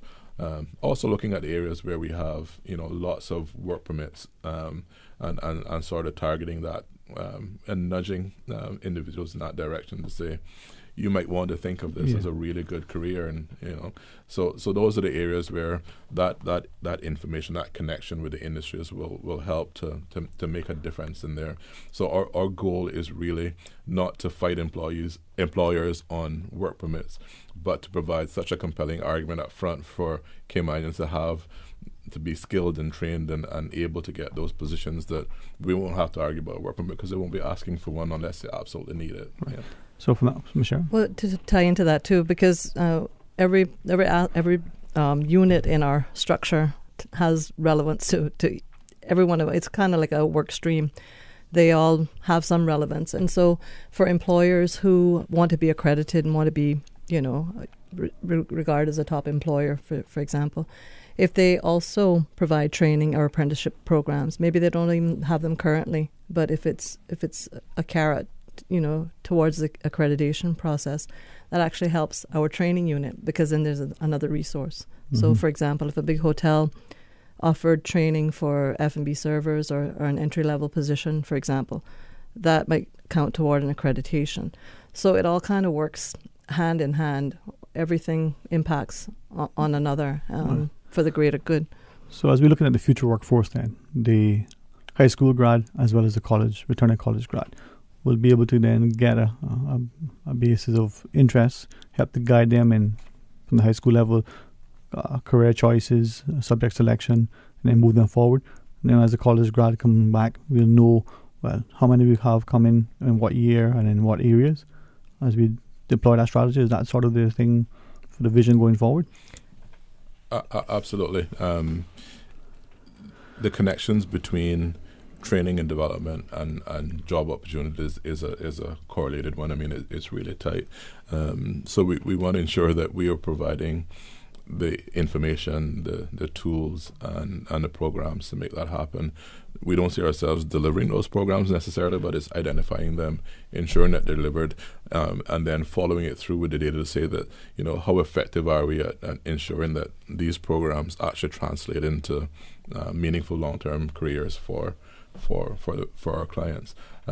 So it's a holistic approach. The last time we looked at any sort of changes to work permit, the labor aspect, the NWDA was in a separate ministry, so the linkages weren't as tight as we're building them now. So it's actually a seamless process that we're designing to say, you go through this process. We know that we can build in some mechanism to ensure that we pop out the other side, making decisions that are fair and transparent. Okay. And I can't stress enough the need for Caymanians, once we get further along, that they utilize that jobs clearinghouse and get listed, because I know a lot of people just feel frustrated by the current processes, but I can't stress enough again that the current processes will not be carried into this new organization. And so unless Caymanians are listed on that jobs clearinghouse, we won't know that they're out there. And so that we have to start changing the culture from now to get into our minds that you have to list on that. There's no stigma to it. That's going to be the way you are linked to employers going forward. Sort of like, ad for, used goods. If you want to know where it's at, there's a billboard, I'll say a bulletin board way back when, but that's probably dating me. When we come back, can we ask about this whole issue of, that jobs clearinghouse? Talk also about the mandate to make or to ensure Caymanians aren't disenfranchised, and perhaps talk about some of the purported changes coming down in relation to the British Nationality Act, how that may or may not impact what Caymanians are. All right, 1-800-534-TALK. Please stay tuned for Talk Today. Wow, looks good. What is that? Chicken share. What did you just say to me? Chicken share. I am not a chicken share. Whoa, I said chicken share. It's from KFC. Bucket of 12 hot wings, 6 pieces of chicken, or 8 tenders. KFC chicken share. Just $12 each. Oh. Want some chicken, tenders, or hot wings? You're sharing your chicken share with me? The new chicken share from KFC. Just $12 each. And it's finger-licking good. Dine at KFC Baytown Plaza, KFC Shedden Road, or KFC at the Strand. What do heroes really do? They show you how to tie a tie, change a tire, or how to grill that perfect steak. So do something for that hero in your life, your dad. Treat him to the sleek and stylish Samsung Galaxy J7 Neo from only $152 at any Flow store when you activate a Flow postpaid mobile value plan. With tons of data, minutes, and text, you get a chance to win the Big Green Egg Grill. Choose Flow Mobile. Coverage, value, speed on Cayman's fastest 4G LTE network, Flow. Visit a Flow store today or online at discoverflow.ky. Terms and conditions apply. I love face paint. What's it gonna be? I love face paint. I can't wait to see. Looking for a friendly professional face painter for your next event? But look no further than Balloonimals 345, Bubbles and Giggles Face Painting Services. Call 917-7757 today. Miss Bubble specializes in face painting and balloon twisting for various events such as children's birthday parties, corporate and cultural events, weddings, reunions, carnivals, Christmas shows, fundraising events, festivals, and much more. Book now at 917-7757 or email balloonimals345@gmail.com, or you can visit their website at www.balloonimals345bubblesandgiggles.com. Balloonimals 345, Bubbles and Giggles Face Painting Services, coloring your life one smile at a time. I love face paint. I can't wait to see. Kick off your summer at Celebrate Cayman Summer Festival. Our people, our culture, our history, our heritage, our future. Enjoy live music performances, local foods, arts and crafts, history and fireworks. Don't miss this enchanting evening, Saturday, June 23rd from 4 p.m. until midnight along the Georgetown Harbor Front. For more information, including vendor and participation opportunities, visit celebratecayman.ky. The Celebrate Cayman Summer Festival, Saturday, June 23rd. Admission is free, so come out and help us to celebrate Cayman. The Empowered Woman. Performance-driven, strong-spirited. You need a ride to match your drive. Whether boss by day or mom by night, with lots of legroom and space for sports gear and other things. The new Ford EcoSport is built for you, and it's now on sale for only $22,000, saving you $2,900 off during That Motors summer sale. Stop by That Motors, where you can also save $3,000 off a new Ford Ranger XLT double cab truck. Just two of the many great deals going on now at That Motors on Walker's Road. For more than 50 years, Paramount Carpet and Tile has been the name that homeowners and contractors have trusted for quality products and flooring expertise. With the latest carpet and tile products available on the market from Mohawk, Shore Carpets, Crossville, Florida Tile, and more, along with the best installation products and tools. To see the full product range with professional advice from the experts, visit our showroom today at 317 North Sound Road or call 949-5000. We do a whole lot more than just cover your floor. Paramount Carpet.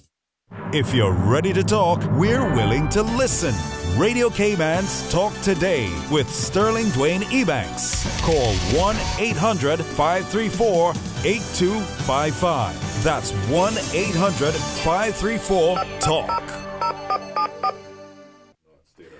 Hey, good afternoon and welcome back to Talk Today. Thank you for joining us. If you're just tuning in or if you were catching us before the last break, in the studio, we have the good company of Chief Officer Mr. Wesley Howell, and in the studio, the interim director, or maybe we'll use semantics and reterm her Director Pro Tem.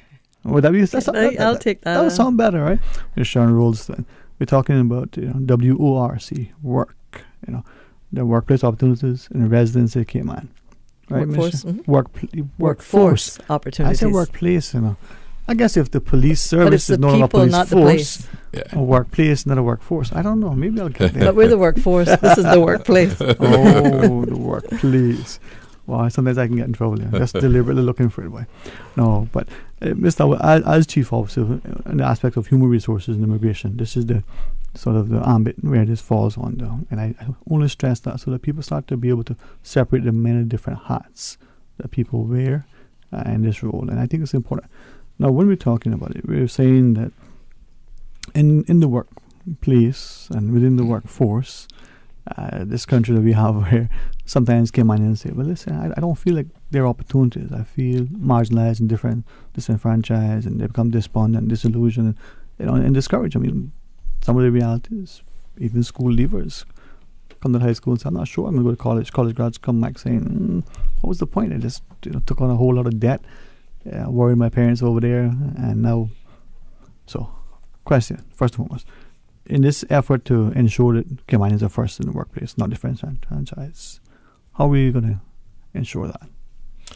So it is a partnership with public and private sector. I mean, the stage last night at the John Gray High School graduation was filled with representatives from throughout industry, Ernst & Young, the Chamber, some of the Visual Arts Society, and those sponsors have been supporting and encouraging high performance in a range of disciplines as those students went through. So what we saw last night was, the cherry on top of the sundae in terms of, this is the end, but there's a lot of hard work that's gone into their, 15 years of schooling, pretty much.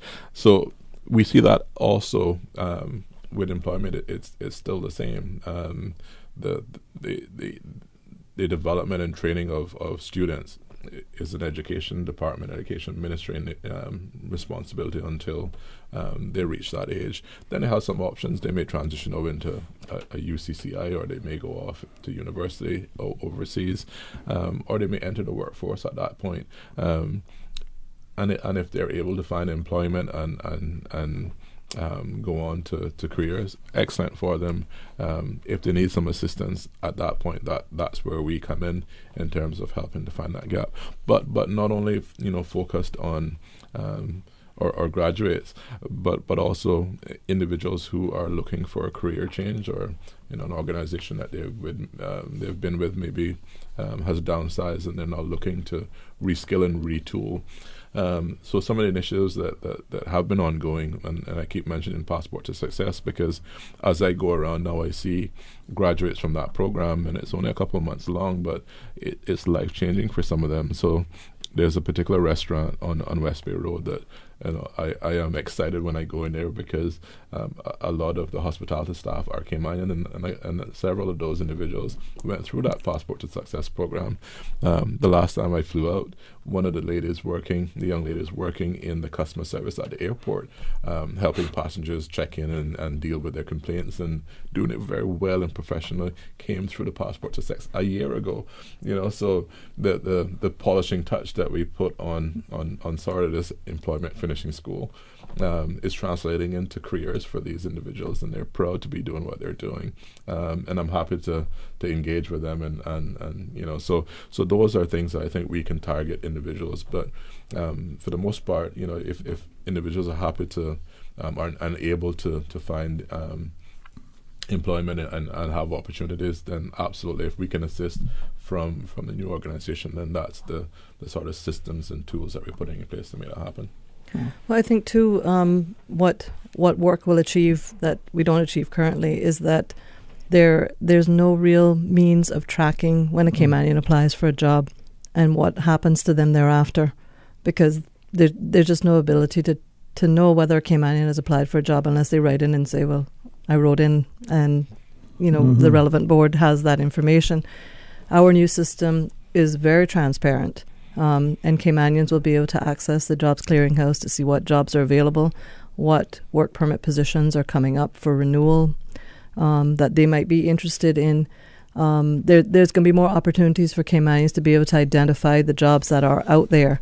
Currently, I guess it's just the newspaper, and for government, the recruitment website. But other than that, Caymanians, if they've missed, this week's job ads in the Compass because they're away, they miss them. So I'm happy that our system will provide a lot more information on the job opportunities that are out there.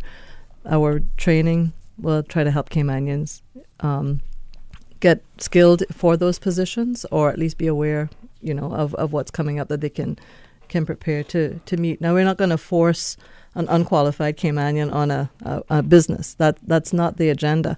But the agenda is to get to make that match, to get viable Caymanians in the jobs that exist. And it's a partnership, as CO Howell said, with the private sector along with us at work. Now, as we talk about this national jobs, sort of clearinghouse facility that will come online, will that be just for the private sector or the public sector as well, civil service? So I'm happy to say that we drink our own Kool-Aid.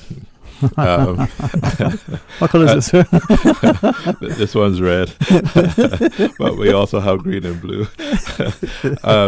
We were looking for a senior finance person in one of our departments on the ministry, and we went out and registered with the NWDA. We had to jig the system a little bit because it's asking for business license number, and we're government, so we don't have a business license number. Once we got past that hump, we went in and we saw that there were 13 persons registered in that area. We contacted all 13.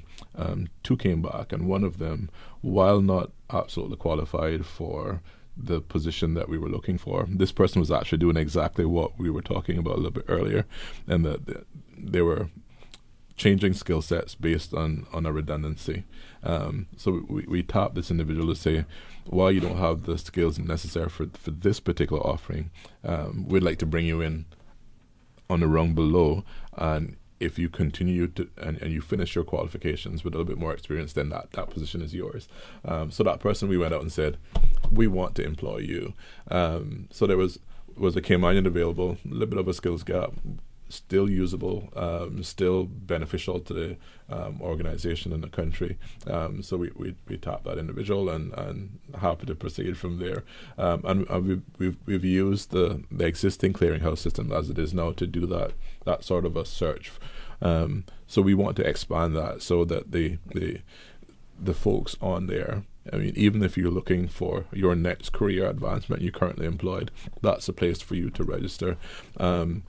And routing all the jobs through that would be our way to ensuring that the awareness is there on one point, and then we also know who is available and who is applied. Right. Yeah. Well, I just want to also say it's not directly relevant to that, but we are making an effort to reach out to all sectors. Tomorrow I'm going to be addressing, I think it's 14. I hate to use this word, but they're prisoners and they're going through I don't know the terminology, but what they're called. They're getting ready for release. Release on temporary license.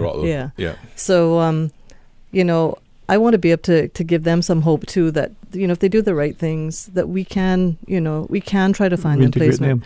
Because people make mistakes, but they shouldn't have to pay for those mistakes for the rest of their lives.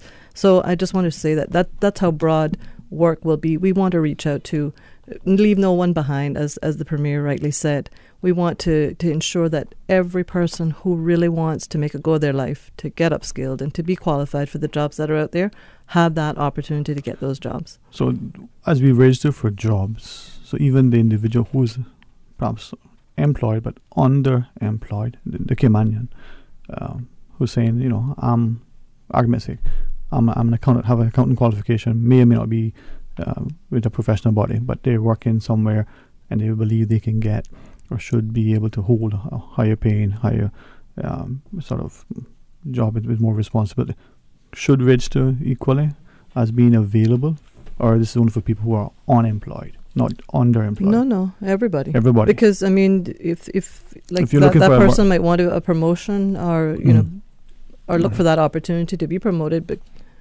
if right now currently, if Caymanians are sitting under a work permit holder, for example, and they just don't have a chance for a promotion because there's a work permit holder in the way that who's on his path for permanent residency, for example. If we don't know about that person, they're going to sit there forever, potentially. But if we are aware that they're out there and they're looking to be promoted or looking for career advancement, then we can help them in that course. Where we are spending some time as well is to ensure that our intake process has the facilities to ensure that those persons who aren't ready for employment, it could be, sort of a substance abuse issues, mental health, some other sort of barrier to meaningful employment, that we then liaise with our partner agencies have the interventions put in place to ensure that they can first get healthy and then become work ready, and then we will then work with them to go forward. So currently, as it is now, those individuals are sort of managed by employment services officers when their immediate needs are really for some interventions on some other areas. So when employers are looking for talent and individuals, the fact that we have some people who are not ready for employment for a host of reasons in our systems acts as a bit of a deterrent for them to look deeper and find those that are. So we see it as a helpful way of ensuring that folks get the help needed to return to the workforce if they're able to do that. Okay. Well, when we come back, we'll invite you to continue to share with us. Those listening, if you want to participate, the phone lines are open. So please stay tuned for Talk Today. Hi, I'm remodeling our bathroom. I have a few questions. Sure.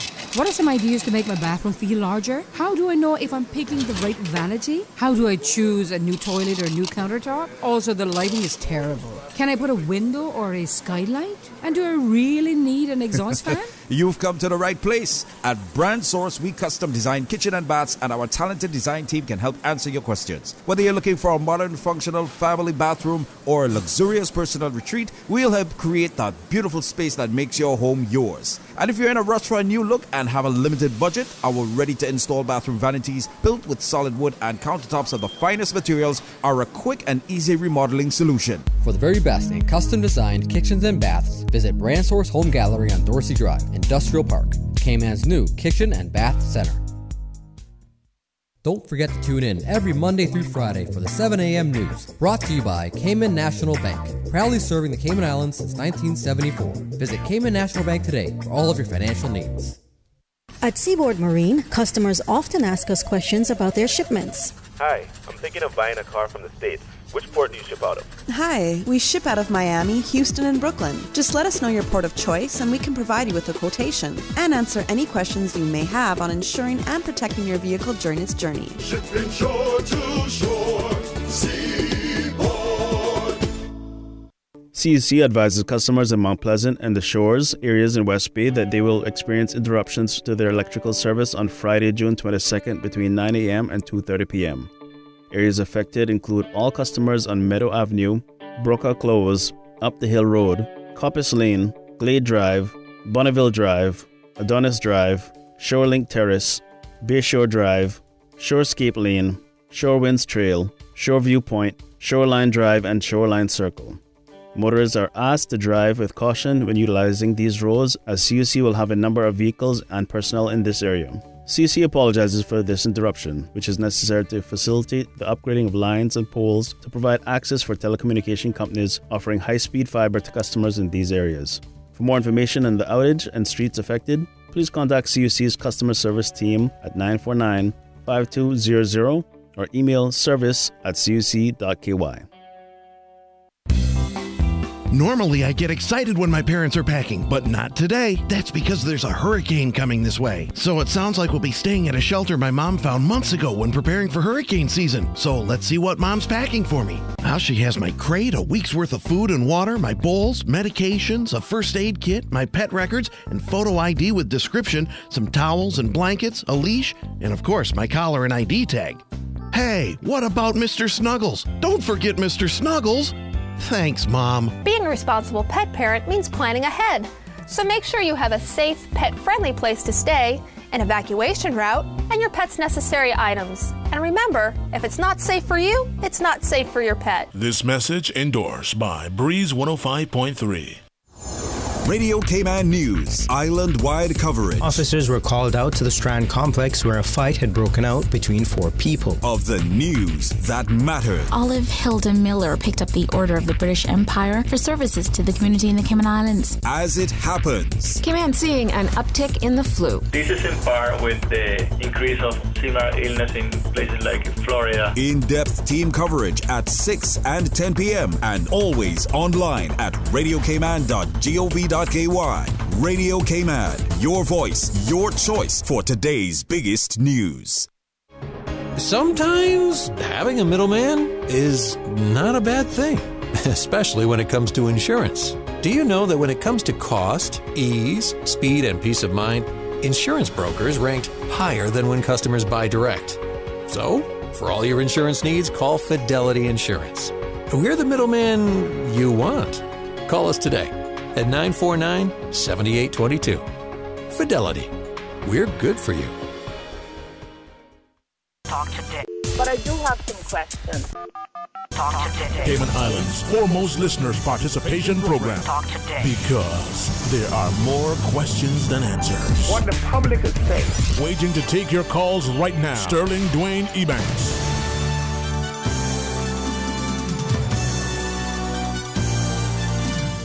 Hey, good afternoon. Welcome back to Talk Today in the studio as we speak to Chief Officer Mr. Wesley Howell and Intern Director or Director Pro Tem. I like how that sounds better. Ms. Sharon Rosetown as we talk about work. Now, the idea that this paradigm shift in the way we look at employment and employment opportunities, is this for Caymanians, the need to register, or is it for work permit holders? Who's affected by this in terms of employment initially? The Jobs Clearinghouse. The Jobs Clearinghouse. That is being geared for Caymanians. Okay. All right. So employers that are looking to seek, if they've gone through the clearinghouse process and haven't found anyone, then they would use all their other tools in terms of advertising for positions. But in relation to ensuring that Caymanians have the first right of refusal, the clearinghouse process will become part of the system of making this happen. That is what we're designing anyway. I see all that with a caveat that the legislation has to support this as it goes forward, and that process is yet to come. But in terms of what was envisioned when the clearinghouse system was originally initiated within what is now the NWDA, that was a vision that would be the area where decision makers would have a clear view as to what the labor pool looked like, who expressed an interest and whatnot. Yeah. Okay. We do have a call on line, Mr. Howell. Ms. Sharon. Good afternoon and welcome. You're on Talk Today. Hi, good afternoon, Sterling. And good afternoon, sir. To Mr. Rolston. Good afternoon. And Mr. Howell with Johan Moxham. How's it going? Good, thank you, Johan. First of all, just want to wish you guys the very best of luck. My respect to you guys on a personal level. You guys know how highly I think of you, and professionally, you guys are top of the top drawer. So I just want to wish you guys the very best of luck with this endeavor. However, just got a couple of questions and just a comment, I guess. Having sat on the Business Staffing Planning Board and seeing how that was worked around by virtue of the influence that corporate Cayman and the business community, or better yet, certain members of the business community have on the decision-making and the way people and boards are encouraged to enforce the law and so on and so forth. How exactly is this new agency, which I completely understand and I'm supportive of, but is there any sort of additional legislation that will give you the teeth in order to do the right thing if the objective is to have Caymanians who are qualified, experienced, and have the aptitude to get the sort of opportunities that are available in the Caymanian workforce? Is there any sort of new legislation, regulations, or anything that'll give this group, this department, the teeth to stand on to help Caymanians? Because in my experience, you could have all the best intentions in the world, but decisions get changed by virtue of one call to the right person who then controls people on the board or in the department to do a favor for somebody. So if we have been unsuccessful in the enforcement of the immigration law for the better part of 30, 40 years, because we've been convinced that enforcing the law and helping Caymanians gain a foothold and a training, development, and promotion in the business community is the wrong thing that will drive away business. Politically, how is this entire venture going to be the panacea that now suddenly helps people understand that Caymanians should be given every opportunity, whether it comes to interviews, whether it comes to job placements, whether it comes to promotion within the workplace? Because if you don't have legislatively, the bells and whistles that go along with your ability to enforce the law, this is just another one of those optical illusions where politically we talk about doing something, but you don't have the tools in which to do the right thing, which is help Caymanians find a piece of that success in the Cayman economic miracle, which is ultimately what everyone else who comes to Cayman manages to achieve. So that was a mouthful, but I hopefully have said enough to give you something to ponder, and you could give the public and myself some sort of assurances that this will not just be business as usual under another label. And that isn't to speak to you guys individually, because again, I know what you guys are about. I have a world of respect for you, and there are a lot of great people in the system. But at the end of the day, they call it politics for a reason. So thank you very much, and I'll listen attentively. Thank you, Johan. Johan, thank you so much for that. I'll take that one. So while I won't speak to the politics, because that's above my remit, I can say, what our direction is and some of the policy issues that we're working through now. So as Johan started and sharing that he was a board member and understood how the system worked. So for us to be successful in a prosecution, we have to have an overwhelming evidence that something has gone afoul. The intervention that I think will help to prevent and to reinforce good practices when it comes to the employment and promotion of Caymanians is the other bit of work that we're doing on the Fair Employment Commission. So if you were to look at the Gender Equity Tribunal, that is a tribunal that's quasi-judiciary. They can inflict fines, they can call for action, and if you don't follow through, then the next step is up the food chain into imprisonment and that sort of stuff, right? The balance of probability then, and maybe Ms. Wilson should be answering this because she's the attorney, not me.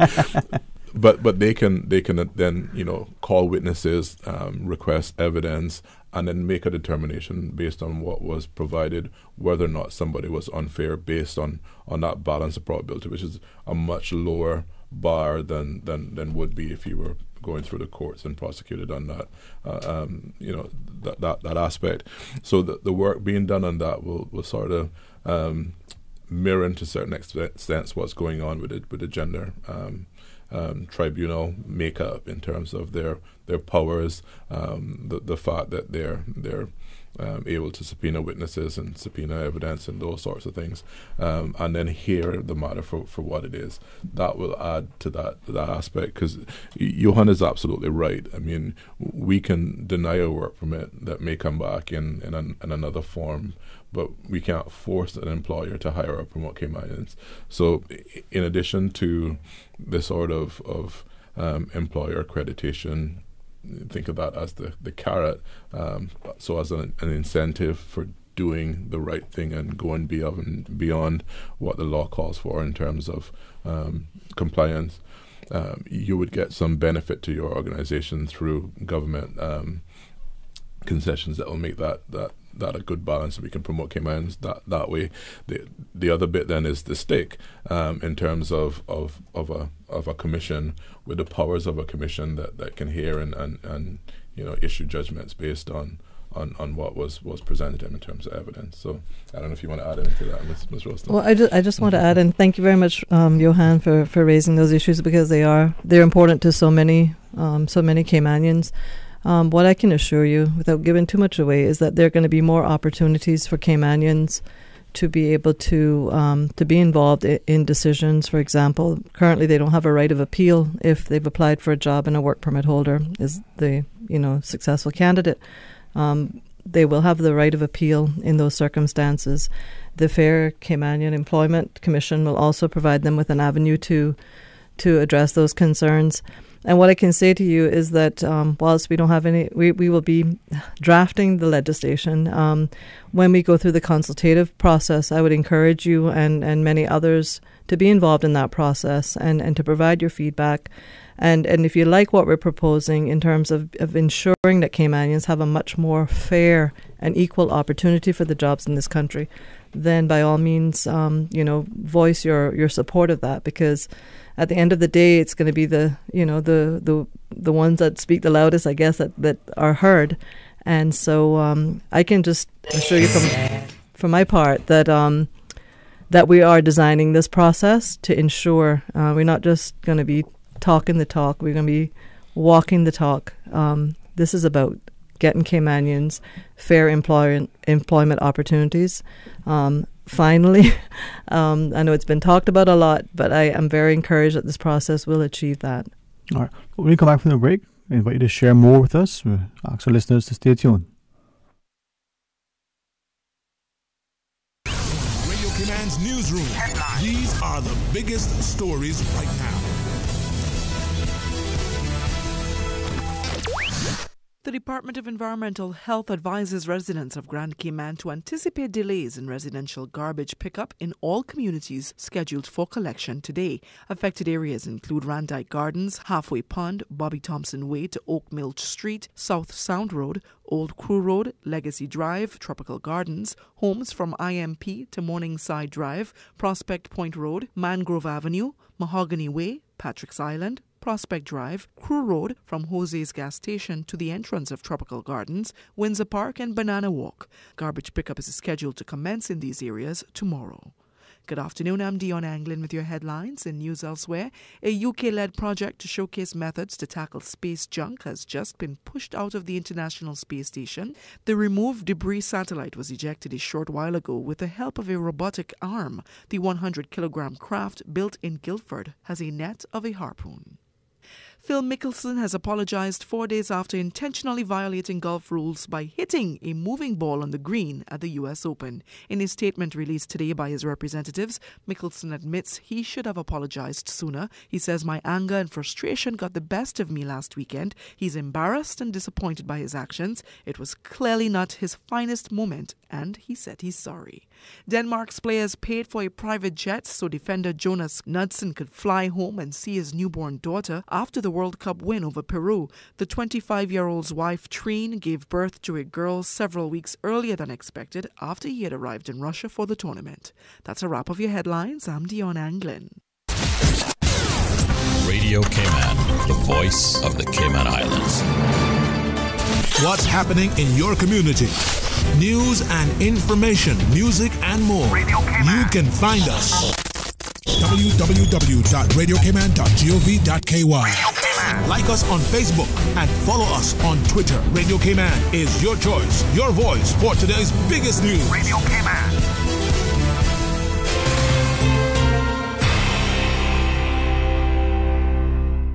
Talk today. But I do have some questions. Talk today. Cayman Islands' foremost listeners' participation program. Talk today. Because there are more questions than answers. What the public is saying. Waiting to take your calls right now. Sterling Dwayne Ebanks.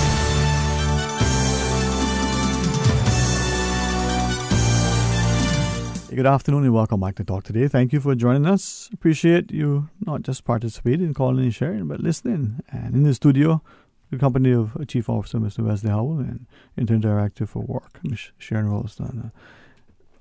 We saw the media present Honorable Roy McTaggart's comments about work permits. As work permits increasing, there's a perception, so too is the economy and the employment.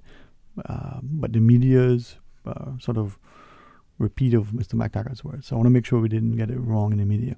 Is that, well, seemingly there's an anomaly. Although work permits increasing, so too is Caymanian unemployment and the like. When we're looking at it, how do we reconcile that we see increasing work permits, but yet Caymanians are still increasingly unemployed? Thank you for that, Dwayne, and you saved like the hard question for after 2:00. But to walk through that, in all seriousness, there are several factors that contribute to that. So for me, there are problems, and they're sort of serious problems. Then they're wicked problems. The wicked problems are the ones that there's no easy solution, and some of the solutions sort of overlap with other things that causes some other problems. But generally, the economists would say that private businesses in particular are not going to commit to labor unless they have a demand in terms of goods and services that they're offering. So they need to cover their costs, otherwise they're not going to be in business for much longer. So that's the adage behind the fact that if individuals and companies are hiring, then there must be some demand behind the economy. And usually the economists would say the labor hiring lags behind the demand. So you need to have the demand first, and then you'll fill it with labor, as opposed to the other way around. You hire people and then try to find the work. That doesn't last for too long unless your pockets are really deep. So that's one aspect in terms of there is that sort of the general economist definition of how the hiring increases because the economy is growing. There is a perception that the Cayman unemployment is rising, which may be played out in stats, in which case we can dive into some of the aspects. It comes back to some of the things we've been talking about earlier, training, the qualifications, experience. As we were talking about during the break, I might come out of university as a college grad with 4 years of academic experience, but no practical experience. So if we can implement, sort of internships and apprenticeships, folks are prepared to have some experience when they come through. So that's one sort of the experience, the training. But we also have to have that really sort of uncomfortable position as well, that if our policies and practices make it so that individuals who are not ready to be employed for the reasons that we spoke about earlier, mental health, substance abuse, those sorts of concerns, if we count those persons as unemployed when they're not really employable, then we're actually skewing the numbers dramatically as well. So unemployment is one thing to measure. We also have to factor in folks that are underemployed and employed in occupations that they really don't like and are not making careers out of. But the solutions to all those are a raft of solutions, including education, training, development, internships, apprenticeships, placements, promotions, and all relates to sort of the interventions that we're looking at. So I think going back to Johan's previous call, that the bits that we're putting in place in terms of the foundation is seeking to attack those particular areas that we can identify as barriers or weaknesses in the chain link of the workforce of Cayman labor. Now, with that, as we look at the statistics for employment, we understand some of the latest numbers put in the Caymanian unemployment over 7%. Now, we've seen sometimes statistics and reports that talked about two things: non-Caymanian unemployment as well as non-Cayman underemployment. Ignore the latter initially. Why do we have non-Caymanians as unemployed? That's an ESO definition, not one from here. But if I was to think of some of the scenarios that might happen, so I may be a university professor, and my spouse is here and qualified to work but not working. If somebody comes to my house and say, if you were presented with an opportunity, could you work? Are you actively seeking employment? So that may be counted, and I'm speculating here, so I'll put it as a caveat. No, understand. Because those definitions are not ours. But that would be, I would imagine, a scenario that could play out, and oftentimes, families accompany a job holder. Fair enough. Whether it be teacher, nurse, doctor, private sector employee, otherwise. I mean, I may lead that for the politicians, but there's something to clarify. Or ESO the next time they're on, yeah? Right, okay, fair enough. Now, with that in mind, going back to Mr. Johan's call, the idea that we have boards that exist now, business staff planning, for instance, yeah, and some of those other boards. will they still be operational, or will this all dovetail into this new work? We see less of a reliance on boards as we go forward. Because again, if we're starting with the premise that the processes that we go through will be able to show clearly where Caymanians are available and have applied, and so the decisions are easy to make at that point. The vast majority of the decisions now around work permits are being made by non-board members, so they're going through the administrative process of a civil servant sitting down and making a decision, and once that's compliance checked, that decision is issued as in terms of the work permit. So that is already an exercise, and Ms. Rolston won't give herself any kudos, but that was a brainchild of her time as the chairman of a work permit board, with Mr. Manderson as the chief immigration officer, looking for, I think her exact words were, there has to be a better way to do this than this. And they've gone off, and they went off and found, other ways of making things work on those decisions. So if we build in a fair, transparent system with some accountability, and the compliance checks and the adjudication, and the Fair Employment Commission, I think we've broken the back on most of the issues that have been cropping up in terms of what's not working. But I can say for the vast majority of labour, persons are benefiting from that aspect of the economy going along. All right. Well, and to add to that too, because our processes are going to be automated, everything online, it's the system will do most of the work that the boards currently do. So to answer your original question, more transparency, accountability, sort of and then accessibility, less need for bodies, and that because it's also manual now. When that gets automated, there may be less need for boards to do what they currently do anyway. All right. Well, we do have a call online. Certainly invite those who want to share to call 949-8037 or toll free with the compliments of Flow at 1-800-534-TALK. I've got some WhatsApps, 925-3261. Mr.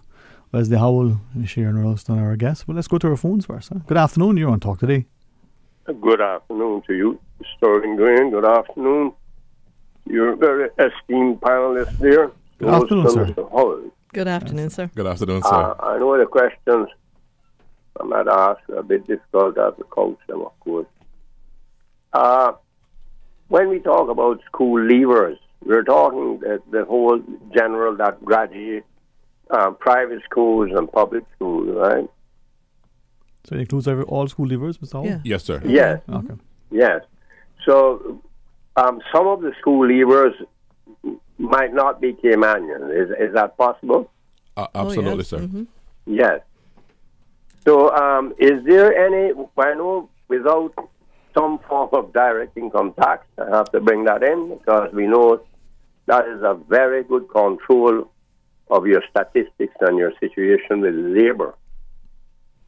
Without that, I know it's very difficult to determine how many of the school leavers last year so got employment and how many of them were Caymanians and how many were not. If you have those statistics, can you say what is the ratio of the school leavers who left school last year got some form of employment? I know 40 years ago they walked right into a job, all the banks and so forth, but it was all Cayman jobs. And were they, what percentage were Caymanians and what were not, and so forth? Do you have those statistics?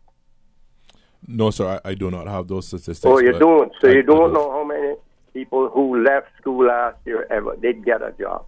No, sir, nor did I know how many went off to secondary education or SciFec. The information on that aspect of it would be something I would imagine would be more of a Ministry of Education. But I do see where you're going with the questions, in that that information is sort of critical to where we need to be going. So if you were listening when we started the beginning of the show, you would have heard Ms. Rolson speaking about and myself speaking about the research and labor market analysts that we are seeking to put in place to do precisely that. Look at the labor force in terms of what's required, what's coming up in terms of graduates and Testing things, because without some form of direct income tax, statistics are really a sort of guessing game here, because you're hoping that people are truthful, employers are truthful, and so forth, because there's no way to compel you and mandate that you speak the truth, because you would pay for it in your pocket, out of your pocket, by hiding information and so forth. With a system where you had to report and return your expenditures and your income and so forth, but we don't have that. So we don't have that playing a guessing game, an expensive guessing game. Yes, sir, and I share your concern in that regard, and certainly that is our current situation. But certainly the system that we are designing will hopefully allow a lot of these marriages between departments to work together to provide that kind of information, so that we can keep an inventory of not just school leavers, their nationality, whether they go off to school or whether they take up employment. That will certainly be a function of our department. As the interim director, I don't have that's not part of my job description currently, but I would think that the director post would have that as certainly as a responsibility. Okay, sir. Mandatory then for these companies to go through you first before they do hiring in the future. What is that so, or you're asking them to do so? I mean, no, they have to. So the current job clearinghouse system is policy based, so it's not set in legislation. But what we are recommending as part of the work that we're doing now is that will be a mandatory aspect of the process going forward, and set in legislation with penalties and for non-compliance. A lot of people are sort of concerned.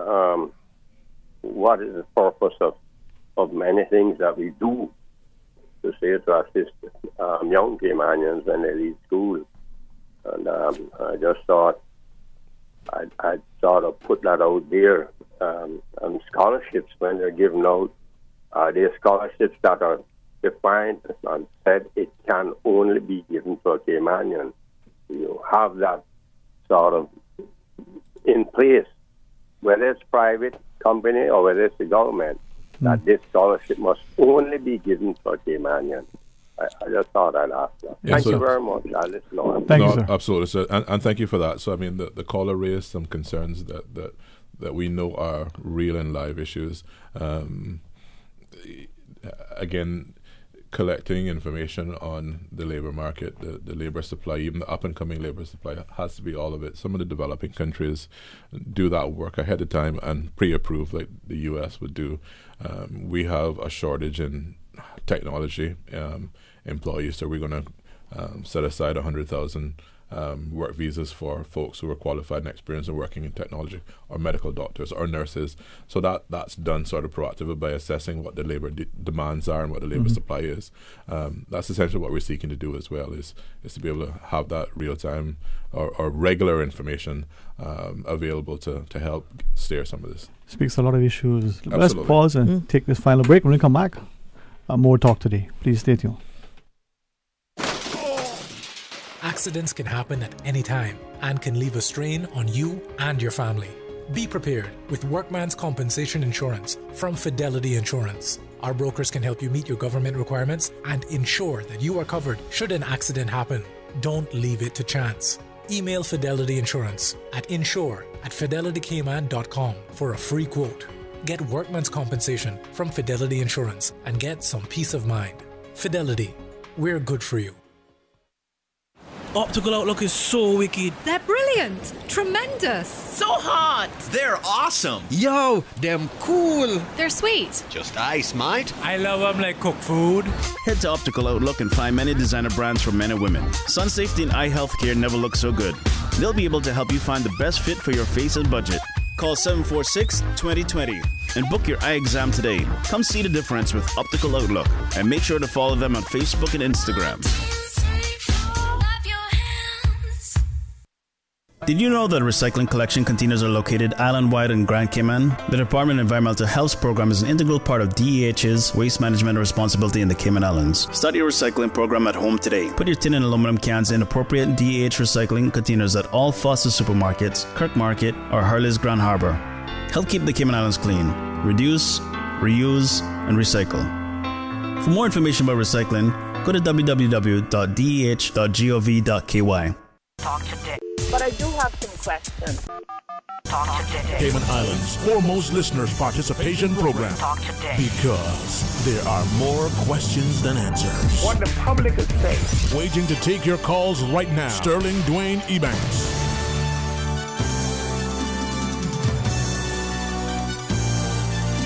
Good afternoon. Welcome back to Talk Today. Thank you for joining us in the studio. Chief Officer Wesley Howell and Intern Director Sharon Rosen as we talk about work. I believe Ms. Susan says we have one call online. No? A buffet outside? What does Ms. Susan say? None of that. Okay. I think she was trying to say Spain was up by 1 goal. I was trying to avoid that. That DVR is just out the door. Hey, World Cup, man. You know, I think there are two things that should always happen. You know, during the World Cup, there should be, you know, no work at all, nowhere. And then secondly, you know, come Christmas time, from the 23rd, 24th through to the 3rd or 4th of January, you know, national goes slow. But that's we're not politicians. Some of us aren't, huh? All right. Caller, present some questions as we continue the discussion. Perhaps. No, like I said, information is key, and we can't make fair and defendable decisions without having, you know, that foundational information. And we're faced with all sorts of challenges. So we in Jess were sort of talking about the fact that your radio talk show is now becoming a little bit more of a television talk show. Radio vision, huh? Yeah, so if you think back to the last time I was here in the studio, there was a guy standing with a camera. Mm-hmm. Now the camera's here and the guy isn't here, right? Mm-hmm. So we've eliminated one person in this room. And if you think of that automation happening throughout the world in terms of replacing going into the bank with being able to bank online off your phone or going to a bank machine, you know, they're professions where demand for those entry-level jobs, particularly coming right out of school. So, you know, the bank teller would have been one of those sort of, I can step into this and get my customer service skills done while I get paid and then think about what I want to do in a little while. Those jobs are more difficult to come by now because so many of us do all our banking online and, you know, pay our bills, and we don't walk around with cash anymore. We use a debit card and those sorts of things.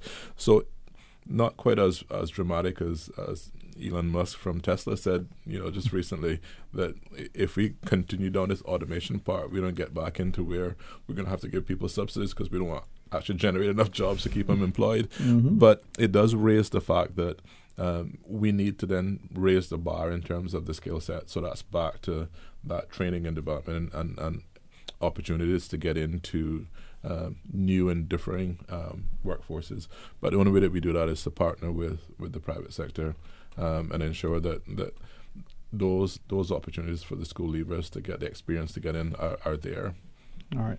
We do have a call online as we go to our phones. Good afternoon and welcome. You're on Talk Today. Yes, good afternoon. Good afternoon, sir. How are you?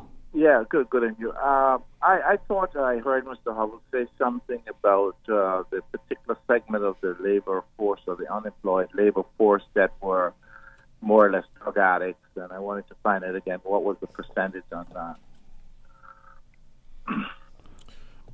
Hello? Yes, sir. Yeah. Thank you, caller. I don't have the details. That's one of the aspects that we're struggling with now because we're not sharing information readily between government agencies.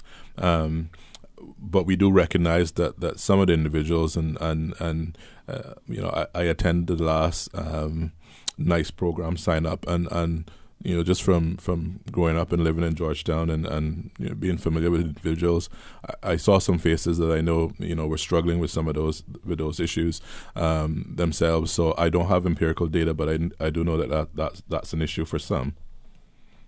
Well, I think they're not. It's not just a question of usage of drugs. I think it's an entire situations where people are still not sort of regimented towards sort of a work or a continuous work environment or regiment. It's still this seasonal type of, I go do some work, and when I got enough money for the week or so, something like that, you know, I got enough money for what I want, I'll stop. It's not it's not like that we're being programmed, or people accept that they're going to be programmed to work for life. But that is an adjustment that a fishing village takes quite a long time to make. I've always been concerned with why we haven't been more we haven't sought to understand more what are the root causes of much of the unemployment that we have in among our what we would consider working class communities. It's not just drug addiction. It's also a resistance to that particular kind of regimentation and especially for the rewards which people think that they get from it. So it's not just the people who are going to school and study. It's also people who find themselves, as a result of the school system, kind of locked out because they don't know what direction to go. They know that the society says that to wear a tie, that to work in an office is rewarding, but if they don't have that particular skill set, there are no ideas or values in the society that stimulates them to do something more manual or something more technical. And so we seem to be not just fighting drugs, but we seem to be fighting this idea that if you're not of a particular class or you're not doing a particular thing, that you're not valued as a human being. So it's better to go do drugs or do crime rather than be devalued by your society. So I'd like to see that people think a little bit more about the types of sociology that they're dealing with in these individuals that creates a particular kind of subculture or culture that actually resists work and that is anti-work and have other types of rituals and rewards that causes them to live on the outside of the mainstream of the society. And if we're going to look overall in terms of solving these issues, we just can't use statistics. We've got to use some sociology, some psychology in this exercise. Yes, sir. Well, thanks very much for sharing that. Mr. Howell, we certainly have a couple of WhatsApps you want to share, but absolutely anything? No, I was going to say that again. The caller is spot on, and like I said, if you're looking at what is the gross unemployment numbers, it's a whole multitude of people reasons why some individuals aren't employed that go beyond the fact that jobs are available, and there's some other gaps there. So absolutely spot on. Going back to our traditional history when so many of our forefathers went to sea. People were working, 6-9 months at a time, without a break other than the shore days. So that hard work ethic has been part of our DNA, and I think is actually still there. We just need to sort of reignite that and some of our individuals, and that's not to undermine individuals who are really hard-working, dedicated employees now. So, well, I want to share just to be fair to those who WhatsApp as well. Just read these. Says, why are these protectionist policies now necessary by the same political players that have encouraged rapid and unplanned growth and making it easier to get a work permit, permanent residency, and Cayman status?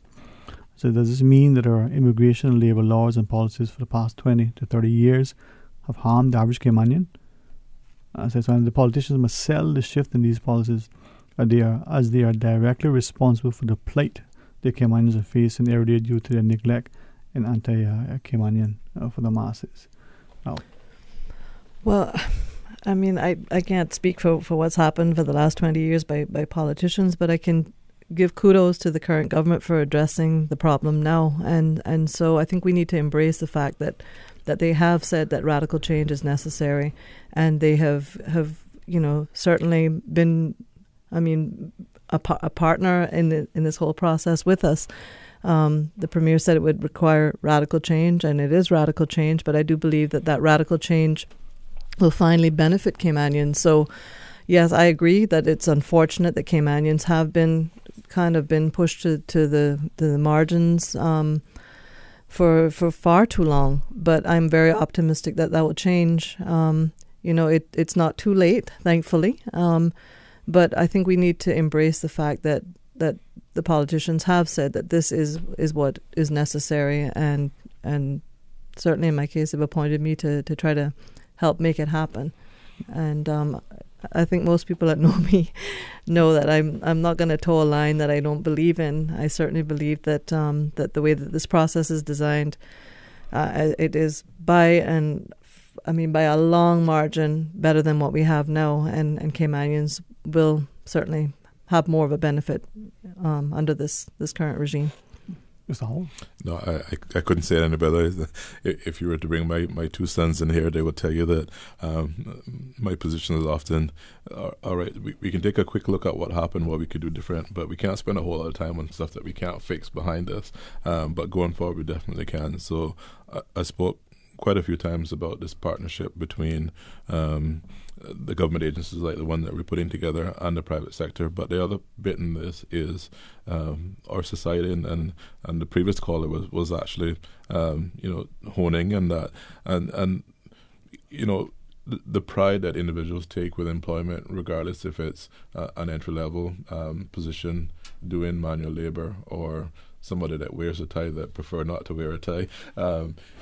All those occupations are important and critical. So if you think of the impact, so as a society, if we can encourage our brothers and sisters in any form of employment and encourage them along that road, I think we'll help to change that perception, because it's our perception that is playing out, just as distinct as our accents are. We influence and nudge one another into certain areas.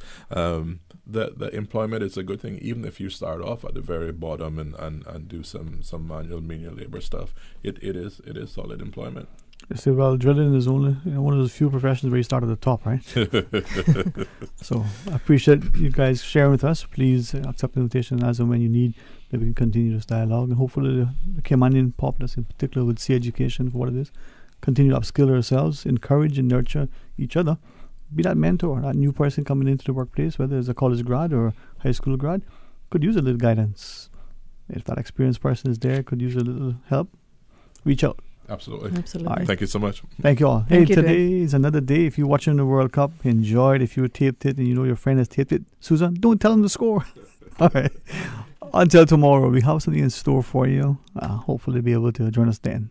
Be blessed.